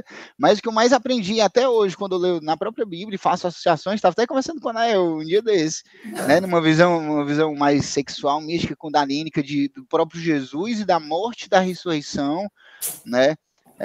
No Adam Kadmon, né? Tendo a ver com o possível Kundalini espiritual. Eu aprendi com o Samael, mas assim... Eu também aprendi com o Samael. Eu não aprendi com a teosofia. Então. Com a teosofia eu aprendi outras coisas. Então, é que o Samael, ele se apoderou da teosofia, né? Ele incorporou tudo aquilo e inseriu aquele dogma moral lá, de Arcano ZF, aquela coisa toda, né? De não derramar o vaso de Hermes, que os discípulos ficam repetindo que nem papagaio isso, né? Eu acho que assim... quando eu comecei a ter experiência com enteógeno, com psicodélico, vai no começo mesmo, que eu comecei a sentir uma força relacionada a isso, e eu vi que aquilo ali não veio através de uma energia sexual, de de um estímulo sexual, mas sim de uma situação de pavor e de medo extremo, assim, sabe? Que eu tinha entrado durante a experiência, e a partir daquilo você começa a sentir essa energia nervosa e tal, e ela literalmente inflama, né? Então, quem mexe muito com práticas de yoga, o próprio Osho mesmo, tinha uma época que ele vivia à base de corticoide, porque ele ficava todo inflamado, né? Então, literalmente inflama, né? E falar sobre isso não é uma coisa atrativa quando vai falar de Kundalini. As pessoas costumam associar, ainda mais agora, né, com esse New Age todo, a uma coisa que vai trazer plenitude para a pessoa, vai trazer uma sensação de paz, tal, e não é nada disso. É exatamente o fogo por fricção, é aquele fogo que ele vem através de uma tensão, né? Então, é uma tensão que consegue dissolver tudo que está em volta, e que ela pode inflamar se ela não for bem conduzida, né? E só falando do Samael um pouquinho, né? Eu cresci num lar com pais da gnose do Samael, então, quando eu tinha 12 anos, eu entrei na gnose do Samael, com 15 eu estava na Bia Avançada, tudo. E eu lembro que a última vez que eu fui, foi quando eu tinha que dar aquela conferência sexualidade, né? E pelo fato de eu ser gay, foi o ápice, assim, tipo, não vou fazer parte disso daí. Eu peguei e caí fora, né? Eu virei a ovelha negra da família por causa disso. E meus pais seguiram nessa linha. O rabo invertido, né? O rabo invertido, né? O órgão com articulador ativado lá, né? A cauda de Satã. E aquela neurose deles lá também, de eliminar os egos, né, incessantemente. Minha divina mãe elimina esse defeito, minha divina mãe elimina esse defeito. Aí eu lembro que teve uma vez lá que eu estava numa experiência de LSD extremamente bizarra, confusa. Aí eu comecei a entrar em confusão mental, assim, aí eu comecei a pedir, minha divina mãe, elimina esse defeito. Eu comecei a tentar fazer aquela... Aí eu vi pedi para fazer aquela conjuração de Júpiter lá que ele ensina lá para se proteger, tudo, né? Aí eu comecei a fazer aquilo ali, aí eu comecei a entrar num parafuso maior ainda, porque era a minha voz falando aquilo, virando uma confusão mental e um tilt mental, eu vi que o buraco era muito mais embaixo, sabe? Aí foi isso. Né? Quem nunca?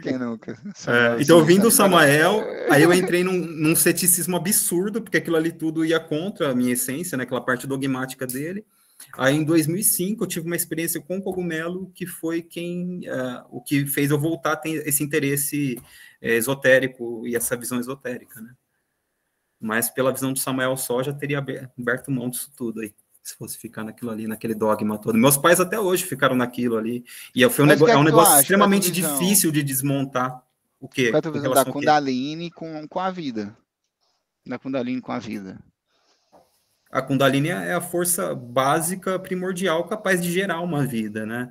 Então, eu acho que a partir do momento que você ativa essa força, você vai ficando muito mais consciente de um monte de processo que passava batido antes, no automático, e essa conscientização ela é muito dolorosa, né?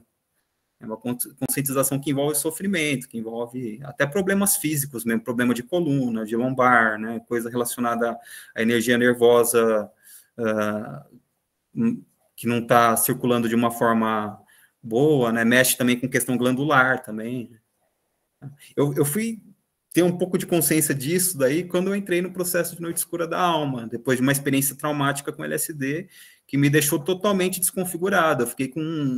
Eu cheguei a pensar que eu tinha síndrome de Tourette na época, porque eu fiquei com vários tiques nervosos, eu me dei conta da quantidade de nervos que a gente tem na face para poder manter uma expressão neutra, eu me dei conta do que é sistema nervoso, que isso é uma coisa que pouca gente fala, né, o sistema nervoso e como ele é responsável por praticamente tudo, né, toda a nossa percepção de mundo, tudo é baseada nele. Então, foi a partir dessa experiência traumática que eu comecei a entender melhor, assim, que é essas coisas que o pessoal ficava botando medo, sabe? Interessantíssimo. Acho interessantíssimo essa coisa. Enquanto eu estava falando, eu estava pensando, talvez essa diferença que tu esteja percebendo, né, entre o que é a magia, Kundalini, nervos, né, e o cristianismo, o judaísmo, que é uma coisa mais devocional, talvez seja porque, eu estava pensando aqui, porque existe um conceito de magia mística. Então, talvez a magia do xamanismo, da Kundalini, seja uma magia mais elemental, astral, né? Porque a Kundalini é pensada como uma força da própria Terra, né? O Forrat, Forrat é outra coisa. Não, o Forrat é o que vem de cima para baixo, né? É o que ele desce pelo pilar direito da árvore, pelo pilar esquerdo da Sefirot, né? Então ele pega a severidade, né? É aquela energia que ela vem exatamente coagulando na forma. É o fogo elétrico, uma energia fria. Então, por isso que ele parte lá na Sefirot, ele vem lá do Saturno, né? Se for pegar já pelo esquema planetário, e pegar só aquele pilar lá de Saturno. Então, é Saturno, Marte, Mercúrio, né? Então, é como se fosse a restrição de Saturno, a ação de Marte e o intelecto de Mercúrio, né? Para poder chegar até aqui. E o outro lado, que é o que se utiliza, que estaria ligado à Kundalini, essa energia que dissolve as coisas, aí seria o outro pilar, né? Tipo tem assim, uma visão dessa também. A Kundalini é de baixo para cima, vamos dizer assim. Isso. Uhum. E o místico é de cima para baixo, né? É isso que eu quero dizer. Isso, o Forrat, que é a luz astral, né, que coagula as formas, é de cima para baixo. E Forrat é considerado fogo elétrico, que eles falam, é uma energia fria, né? E o Kundalini seria o fogo por fricção, através de uma tensão, precisa de um tensionamento para poder ativar, né? E é uma energia ígnea, então ela dissolve as coisas. Sim, e tem outra coisa, É como se fosse a chama do fogo do inferno, literalmente, né? Com relação às profundezas. Mas quando vai subindo, tem um coração no meio, né? Tem que ver isso daí. Então, mas não sobe até a cabeça, né? Esse papo de que o Kundalini sobe até a cabeça também. A ideia o pessoal fala de iniciação é exatamente encontrar essa força que sobe com a que desce no cardíaco, né? Que é exatamente o palco onde vai ter esse embate aí, né? Que envolve a iniciação, essas coisas. É o fogo no rabo, né? Colocar ali. Arrumar sarna para se coçar, sabe? Essa foi ótima, o fogo no rabo resumiu. E assim, existe a dimensão do coração, não simplesmente como chakra ou como um lugar do caminho, de cima para baixo para cima, mas o coração como outra dimensão da experiência do religário, né? Então, assim, a via cardíaca. Né? Então, talvez exista uma magia, um horizonte mágico da via cardíaca. Né? Tipo, essas vias xamânicas, magísticas, pré-cristãs, não são vias cardíacas, são vias da magia do mundo, das forças do mundo. Eu discordo, eu acho que são também, porque uma experiência enteogênica, ela joga a pessoa em contato com esse drama do cardíaco aí, tanto que eu gosto de associar o chakra cardíaco a Da'at, né? Exatamente esse mergulho ao abismo, onde está o simbolismo da crucificação de Cristo, você perder todas as suas bases, todas as suas âncoras que mantém aqui, tudo isso ser colocado em xeque. Eu acho que tudo isso daí diz respeito a esse drama do cardíaco. Não, pois é. Não. Mas assim, existe o conceito de morte xamânica, inclusive, né? Sim, mas é que tá. Quando acontece essa abertura cardíaca numa experiência enteógena, é porque o coração se abriu por ocasião da experiência enteógena. Porque essa experiência cardíaca, ela consegue se abrir, ela sempre se abriu sem enteógeno. Entende o que quer dizer? Então, assim, quando se abre, por exemplo, eu tomo daime, eu sou daimista há 8 anos, eu tomo ayahuasca há 8 anos, né? Cogumelo também, mas microdose. E nas escalas bem forte do daime, né, eu percebo que o inário, a letra do inário, o Jesus Cristo, a Virgem Maria, a devoção, me abre a experiência cardíaca na experiência enteógena. Porque a experiência enteógena, por si só, ela pode não ser cardíaca, né? Ela pode não abrir o cardíaco, ela pode ficar naquele da peia, do vômito, né? Ali, da miração, da luz, ela pode entrar no coração. Então, assim, eu penso, né? Claro que a gente está trocando experiência, né? Percepções. Eu penso que quando há uma experiência cardíaca no enteógeno, é porque o coração se abriu por ocasião da experiência enteógena. Claro, facilitado pelo enteógeno, mas não a substância, eu acho. Eu acho que a chave do cardíaco está na palavra, no logos, no inário, no significado. Entende isso? E não muito na substância. A substância, ela é como se fosse o gás, né? O gás da vela, do fogo. Ela ajuda o fogo a manter aceso. Mas ela é o fundamento. Mas ela não é a essência, talvez. Porque, assim, Então, mas tem formas de ativar esse centro cardíaco e entrar nesse momento culminante aí tal do cardíaco sem tomar uma substância. Só existem cantando. Práticas. Não. Só cantando, por exemplo, né? Cantando, dançando. Mas aí que tá, né? Mas pela visão da teosofia, o chakra cardíaco, ele é o nosso mental concreto. Então, quando você tá exercendo filosofia, por exemplo, você está tritando esse centro. E é esse movimento intelectual que joga a pessoa numa crise existencial também, né? De certa forma. E essa crise que é o cerne dessa questão do cardíaco, na minha opinião. Sim. É ali que eu vou jogar a toalha lá, da personalidade e tal, dos quereres do meu eu personal, para poder acessar o que chamam de tríade superior, né? Ou dimensão do espírito, né?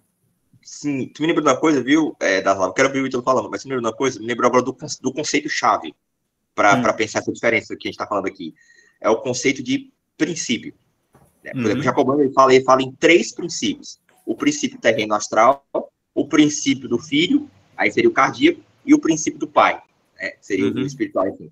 Então talvez, dentro da linha do cristianismo esotérico, do cristão, exista um abismo entre o elemental astral, vamos falar assim em termos, né, e o cardíaco. O cardíaco é com um salto do elétron para o outro, né? Então, assim, o cardíaco, ele pode ser ativado por ocasião do enteógeno, mas ele não é uma continuação da experiência terrestre. Como se o terreno subisse e atingisse o cardíaco se ilumina, como a gente imagina, né? Talvez, isso, claro, dentro da perspectiva do cristão, obviamente, né? Há uma diferença há um abismo ontológico. Um princípio, outro princípio. Tem que ser um salto. Haveria um salto. Então, por exemplo, a experiência cardíaca, e aí a magia no horizonte cardíaco é uma magia mística, né? Ela operaria num outro princípio. A ideia de princípio. Princípio não é fonte, né? Então, uma fonte aqui, ali começa em outra fonte, e ali começa em outra fonte. Então, entendeu? Assim, mas, enfim, acho que deve. Vai, então, fala aí, o que você ia dizer? Não, o cardíaco é como se fosse o centro do quaternário inferior, né? Aliás, ele é a ponte que consegue conectar esse quaternário da alma aí, né? À tríade superior. É só através desse drama do cardíaco, esse momento culminante dele, essa crucificação simbólica, né? Que é possível adentrar esse campo que é impessoal, que ele não faz parte, não diz respeito à alma individual. Mas ele não seria uma continuação do elemental terrestre, um fio de continuação. Ele não seria a sutilização. Não, porque ele não existe. O que existe é a manifestação que está no quaternário da alma, né? Esse outro ponto aí é uma outra coisa. Aí seria a esfera do ser por excelência mesmo, né? Exatamente. Ele é o pentagrama que aponta para cima, né? Só falar uma coisa rapidinho, porque assim, porque realmente são 2 ontologias, né? Uma ontologia que pensa a matéria e vai se utilizando, mas com uma continuidade, né? Até o mais sutil e o material há uma continuidade. Eu acho que a Sociedade Teosófica, Alice Bailey, talvez, é muito nesse registro, né? Sim, talvez ontológico, e uns que acreditam em rupturas, em de que existe o terrestre, rompe outro princípio, o cardíaco, rompe outro princípio, o abismo. Então, sem continuidade. Mas então, isso daí foi significado dentro da teosofia também, que é a questão que eles falam lá de quinto planetário, né? Que a quinta instância de evolução, ela explodiu e se recolheu para o interior, aí vem aquele mito de Agartha, né, e tudo. Então, isso daí também já implica em uma esfera que está à parte disso tudo. Mas que é teatro da alma. Mas é como se fosse uma continuação Não, diz respeito mais à origem. A uma origem. Haveria um salto. Há um salto, né? Um salto ontológico. É uma continuação no sentido de ser um retorno à origem, mas com uma consciência adquirida, né, que no começo não tinha.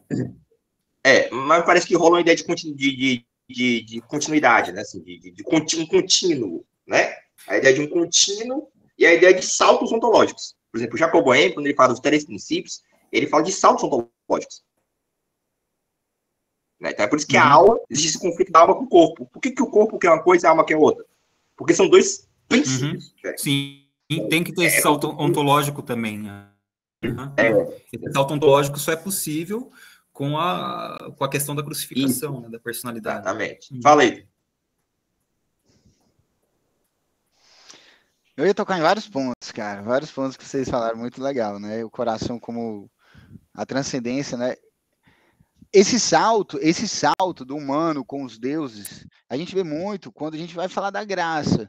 E o próprio conceito de magia, onde a gente vai ver que a teurgia, ela parte dos deuses para os homens. Os homens, eles naturalmente, a princípio, eles não conseguem, foi pelo menos isso que eu consegui entender ao longo desse tempo, aí vocês me corrigem se eu estiver errado. O ser humano, ele não consegue por si só alcançar os deuses. Então, primeiramente, é os deuses que vêm e tocam no homem, e fazem essa simbiose, essa alquimia. E aí, na teurgia, o homem ele se esforça para subir e os deuses se esforçam para descer. Mas antes, primeiramente, partiu dos deuses essa comunicação com o ser humano. E aí eu trago novamente É a graça. o conceito da graça, né? E aí vai entrar, quando o Chay falou da continuidade e da ruptura, dá para enxergar um pouco dos dois quando a gente vai enxergar na literatura paulina, quando ele vai falar do segundo Adão. Então, ele traz uma referência ao primeiro Adão, então, querendo ou não, é uma continuidade, que a gente está falando de Adão, a gente não está falando de um outro ser, mas é um segundo Adão, né? Realmente ali ocorre uma ruptura de pensamento do segundo Adão, né? Mas eu queria trazer um Belial? Adão Belial? Não, seria o próprio Admon? Não, seria Cristo, na visão cristã paulina, né? Cristo ele representa um novo conceito de Adão primordial. Na verdade, ele resgata o Adão antes da queda, certo? Essa é a ideia de Cristo na visão paulina. Ele resgata. Então, ele traz para a humanidade aquilo que a humanidade sempre deveria ter sido, né? A figura de seria Jesus. o conceito de Adam Kadmon, né? Que seria o conceito de Adam antes da queda, né?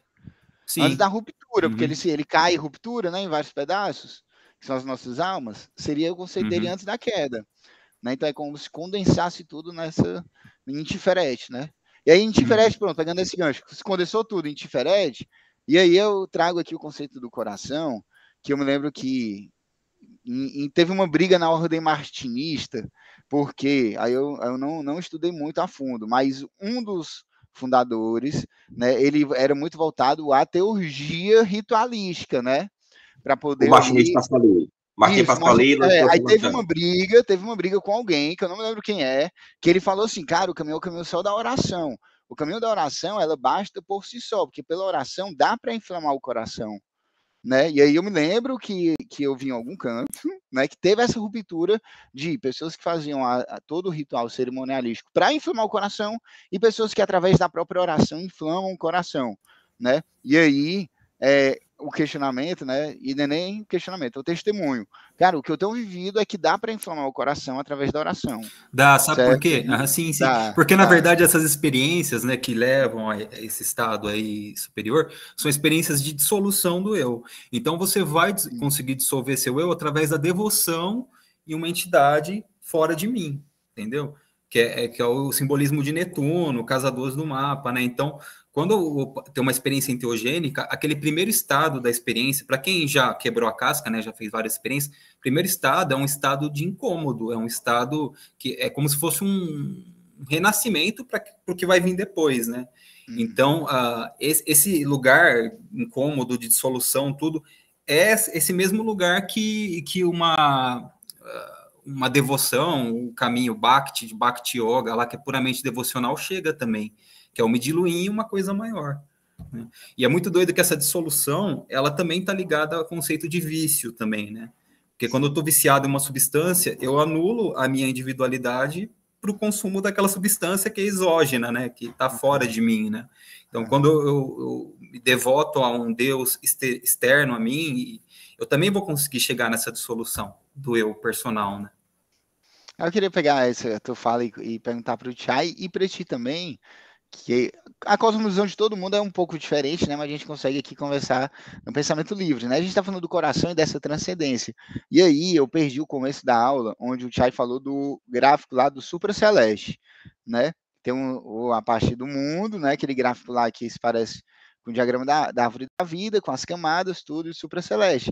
E aí esse caminho do coração, né? Esse caminho do contato, né? Com a ruptura, seria da gente lá para cima, né, seria a gente para o máximo da circunferência, né, o que seria? E aí, já aproveitando aqui o gancho da fala, eu vou parar de falar, pegar aquela pergunta que foi questionada na semana passada, eu acho, sobre Jesus e Gabriel, e onde eles se encontram ali na própria cosmovisão desse gráfico que tu falou, né? Porque tu disse muito bem lá que Jesus ele não pode ser relacionado ao Miguel, Gabriel não, Miguel, porque eles são de hierarquias diferentes, né? E aí, quando tu mostrou, eu lembrei que Jesus poderia ser dessa hierarquia superior, né? E Miguel estar dentro daquelas 7 que tu mostrou abaixo, né?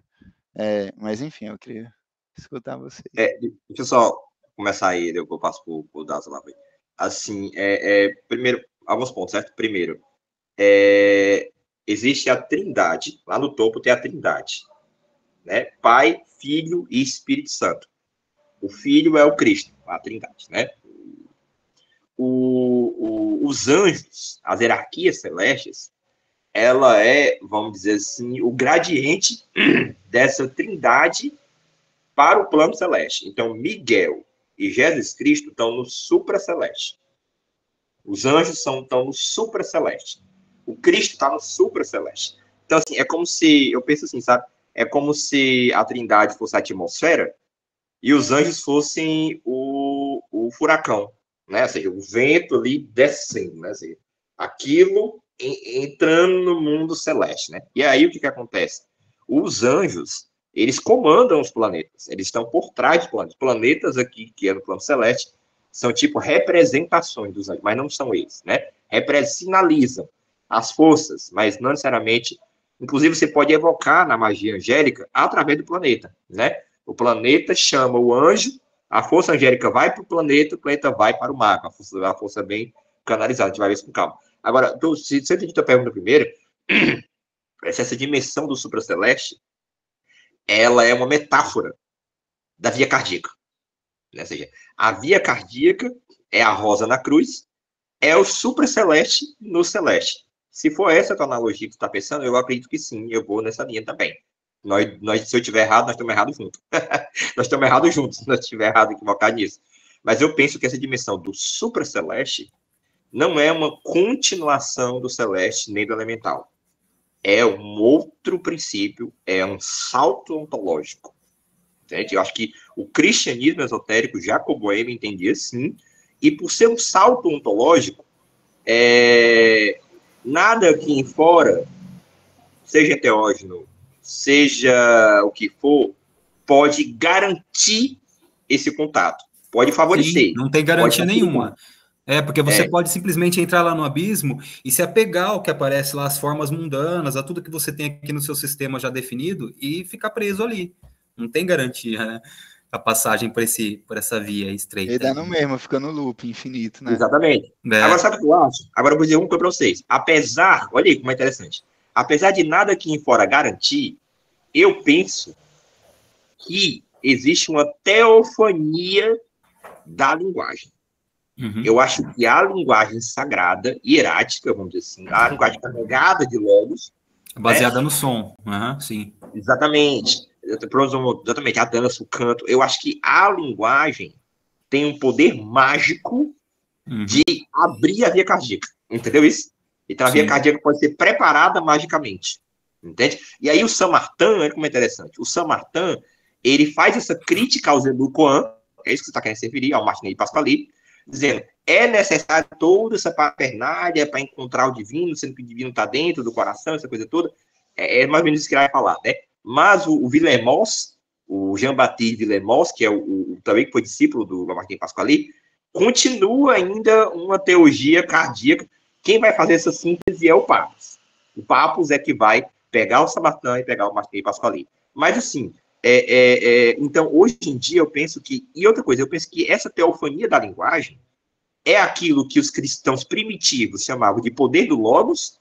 No princípio era o Logos era Deus, o Logos estava com Deus, o Logos encarnou. O Logos não é Jesus, só Jesus. O Logos é toda mensagem que tem potência de conversão, e tem potência de dobrar o joelho, né, de fazer a pessoa se voltar, de chorar, enfim, essa coisa toda, né?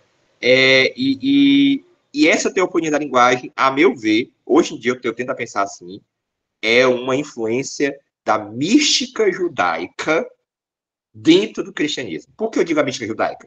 Porque os judeus, eles têm muito essa questão da teofonia da linguagem, no sentido do Talmud, né? Das letras, do jeito que você fala. Exatamente, as letras, o alfabeto divino.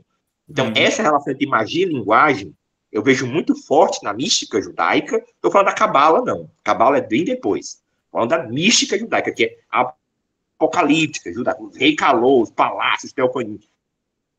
Eu acho que isso entra, e eu acho que os gregos, Paulo, né, Romano, um povo grego, entendeu isso bem, trazido isso pelo Logos. Aí nós vemos o Fílon de Alexandria, né, o grande filho de Alexandria, tentando pegar o logos grego e dizer o logos grego e essa potência da linguagem que os hebreus estão falando, estão se referindo à mesma teofania da linguagem. E aí nós temos o filho de Alexandria tentando fazer uma síntese entre o grego-romano e entre o judeu. É o filho de Alexandria. E aí, o que acontece? O Pico della Mirandola, olha como é interessante isso aí. O Pico della Mirandola, ele faz meio que essa crítica implícita ao Marcílio Fitino. Dizendo assim, olha, Marcílio Fitino, você fica muito no hermetismo, no Egito, na magia do mundo, na magia astral, na magia elemental, na magia médica, na magia das substâncias, mas existe uma teofonia da linguagem, porque essa linguagem está dentro da alma, está numa instância meio que noética da alma, né? mais originária. E aí, a Cabala, ela seria a magia do supraceleste, enquanto o hermetismo seria a magia astral, a magia do terreno, a magia dos elementos, a magia do quaternário, vamos falar assim, né? E a Cabala seria a magia do ternário e do supraceleste, como interessante. E aí, essa ideia do supraceleste, o salto ontológico tem a ver com a linguagem, tem a ver com a percepção do poder mágico da fala, do som, do canto, do verbo. Né? Então, por exemplo, eu sou do Santo Daime. Eu percebo que, hoje em dia eu percebo, viu? Eu quero deixar aqui claro, hoje em dia eu percebo que 98% da potência espiritual de um culto do Daime não está muito na substância que a gente toma. Está na relação com o ser cantado, né? Entende isso que quer dizer? Então, toda religião é isso. Se você for ver, o cerne é sempre a música, é sempre o hino, alguma coisa que é entoada lá. Isso que é a grande estrela da parada, no fundo. Exatamente. E tem diferenças também, você, por exemplo, tomar cogumelo e ouvir hinos do Daime na força. Eu já fiz esse experimento. Lá no Alquimia Sonora, eu fiz 8 sets só mixando o inário do Daime. Então, eu explorei essa temática aí a fundo, mixando com música grega, com coisa do Oriente e tal. E ao invés de fazer a sessão na força da ayahuasca, eu resolvi fazer no cogumelo só para ver a diferença e tal, né?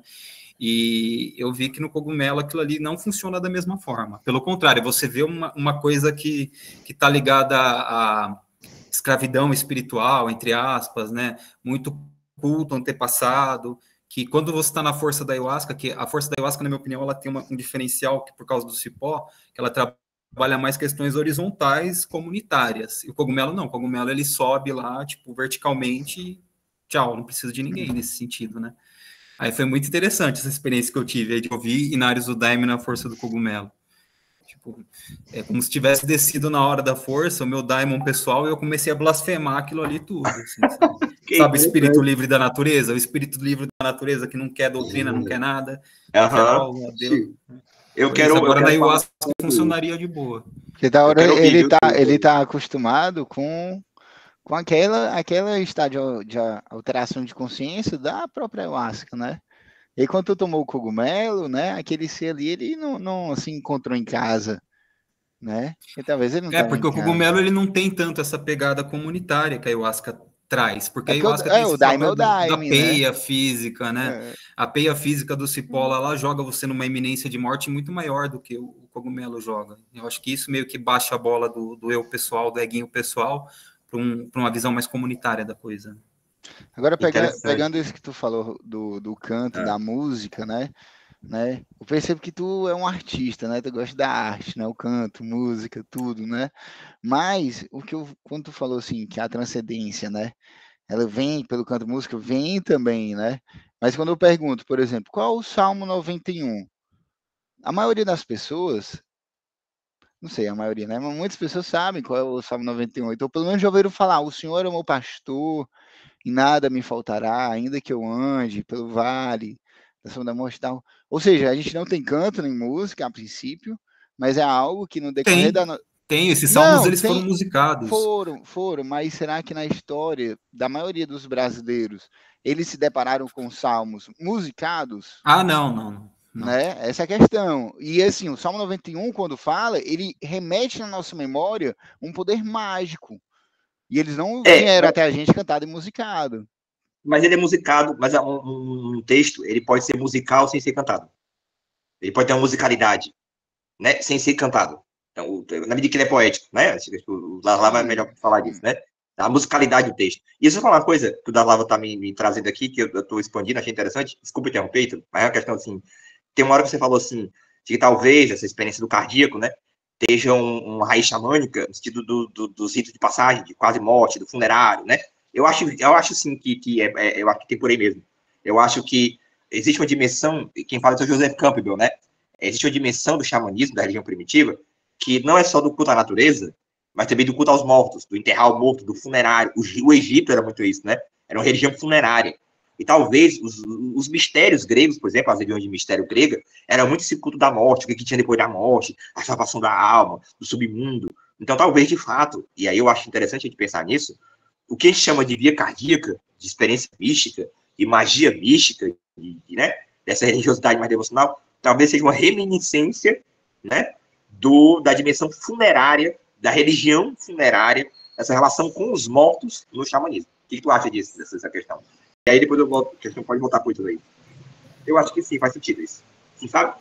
Sim, e talvez existe uma dimensão da religião que não é só um culto à natureza, mas é um culto aos mortos também. Entende? Porque toda passagem xamânica é uma morte simbólica, né? Toda iniciação xamânica ela é baseada numa morte simbólica. Toda passagem de ciclo dessas culturas é baseado também numa morte simbólica, né? Jesus morre, né? O centro da narrativa cristã é a morte, né? E a descida aos infernos, né? E depois subir. Talvez sim, talvez a experiência cardíaca não seja uma ruptura, né, com o xamanismo, com o paganismo, né? Talvez seja essa questão que eu quero dizer, né? Trazer, né? Mas então, eu vejo como não sendo. Eu não vejo como sendo uma ruptura. Aliás, quanto mais eu estou agora conhecendo essa visão histórica de como o cristianismo foi construindo esse pensamento mágico e tal, eu percebo que, na verdade, foi um esforço de adaptar algo que já existia em outras culturas, que não era novo, tanto a questão da cabala, quanto a questão dos elementos astrológicos e tal, trazendo isso pro cristianismo, né, para poder encaixar aquilo ali, aquele modelo, em algo que a instituição cristã não estava, ela estava limitada, ela estava se limitando, então tinha um esforço para inserir essa parte mais universalizante da coisa, né? Que a contragosto da própria instituição cristã, né? Ou seja, era a exceção dentro do cristianismo, isso daí que a gente está discutindo aqui, né? Era a exceção da exceção, era um círculo muito restrito, né? De pessoas que incorporavam essas práticas aí, né? Não era e é o prenúncio da ciência moderna, né? De certa forma, né? A aparição da natureza, né? E pensar o mundo, né? O cristianismo não pode... Porque o medieval ele não olhava para o mundo, né? Negar o mundo, né? O mundo é o vale de lágrimas. Aí no Renascimento a gente vê essa revalorização do mundo, né? Essa ideia de alma do mundo, né? Linguagem do próprio mundo, magia natural, né? Magia naturada, né? Então, é interessante pensar isso. Agora, Ítalo, tu tava falando o que mesmo? Eu acho que a gente te interrompeu, mas tu tava falando o que especificamente? Mas eu nem lembro, mano.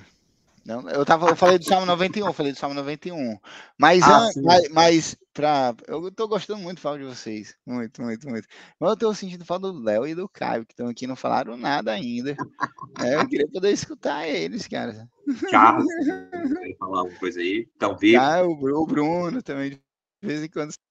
Eles estão impactados, eles estão... O Logos engoliu eles. O Logos engoliu eles. Batendo no talo aí. Com o Dalene batendo no talo. Aí acendeu o fogo do Bafomé, né? Foi, Bafomé! Aí falou Bafomé, vai aparecer o Bruno. O Bafomé apareceu. Viagem. Não, então é isso, gente. Assim, já vamos dar 9 horas, a gente pode continuar no grupo, qualquer outra discussão. Acho que até 9 horas tá bom, né? Se a gente continuar, né? E aí, então a gente continua lá no grupo, qualquer esse assunto, a gente traz lá o fogo no quarto. Você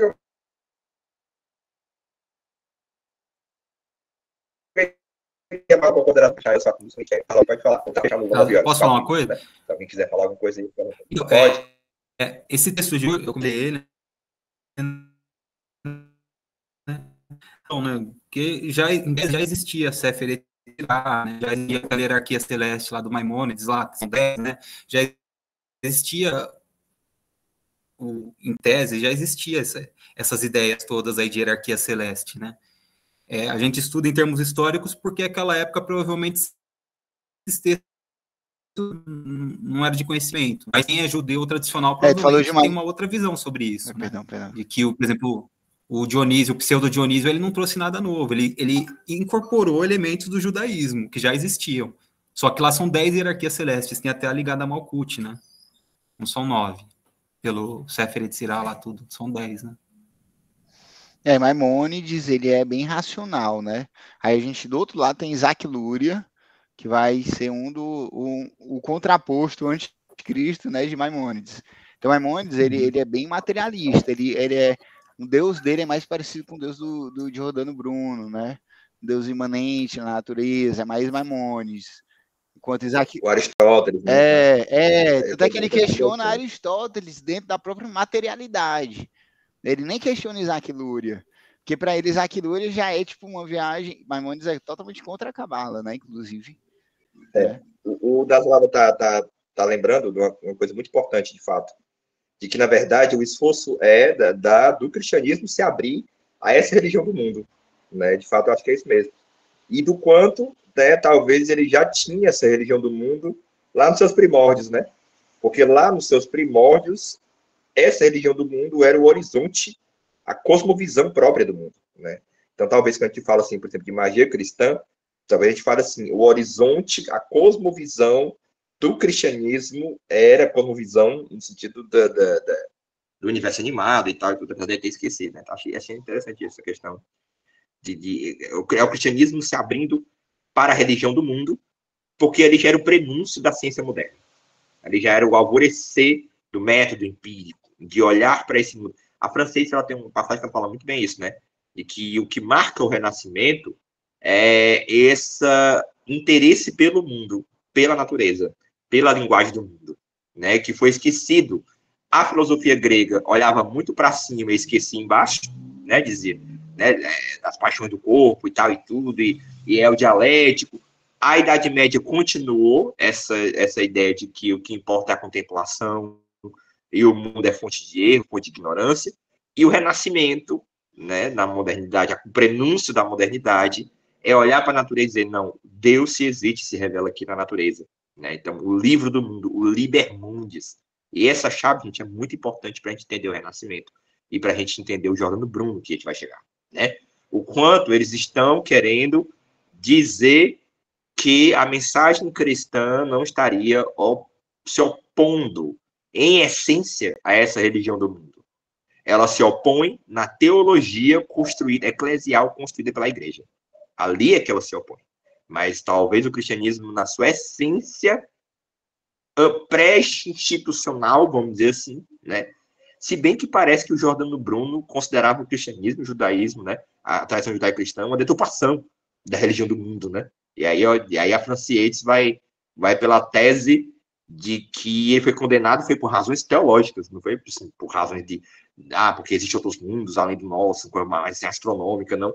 Porque a igreja, na época, já estava meio que dizendo que era a ciência mesmo que teria que falar sobre o mundo, a igreja não tinha muito que se meter sobre a ciência natural. Mas ela já estava meio assim. Mas é uma tese controversa da Francisca, que a gente vai ver, né? Historiadores, enfim, é mó guerra lá, historiadores, e criticam ela, essa coisa toda e tal, né? Bom, são 9 horas, eu agradeço a participação de todos, a gente continua no grupo, qualquer coisa. Boa noite a todos, e assim, depende do horário também, que tem gente nos países, né? Tá em outros lugares também. Mas, enfim, a gente continua no grupo. Valeu pela presença de todos. Valeu, Charles. Valeu, Caio. Valeu, Ítalo, Daslava. Eu chamo Daslava, é mesmo. Eu chamo como? Agora eu falo Daslava, mas é o que tá o nome tá aí. Tá bom, Benito Daslava. Eu quero parar para ouvir os teus sets, viu? Nesse final de semana eu vou te perturbar aí, em privado. Tá bom. Aí, ver. Depois eu vou te mandar lá o nome dos sets baseados no Santo Daime que eu fiz. Foi tipo, uma imersão assim profunda. Peguei desde os mais conhecidos até umas gravações bem amadora mesmo. Aí eu peguei essas gravações amadoras e alquimizei com música grega, música do Oriente Médio. Ficou bem interessante. Eu vou até tomar um cogumelo para ver. Não, toma ayahuasca, não toma cogumelo, não. Pouquinho assim. Isso. Valeu, pessoal. Boa noite. Valeu.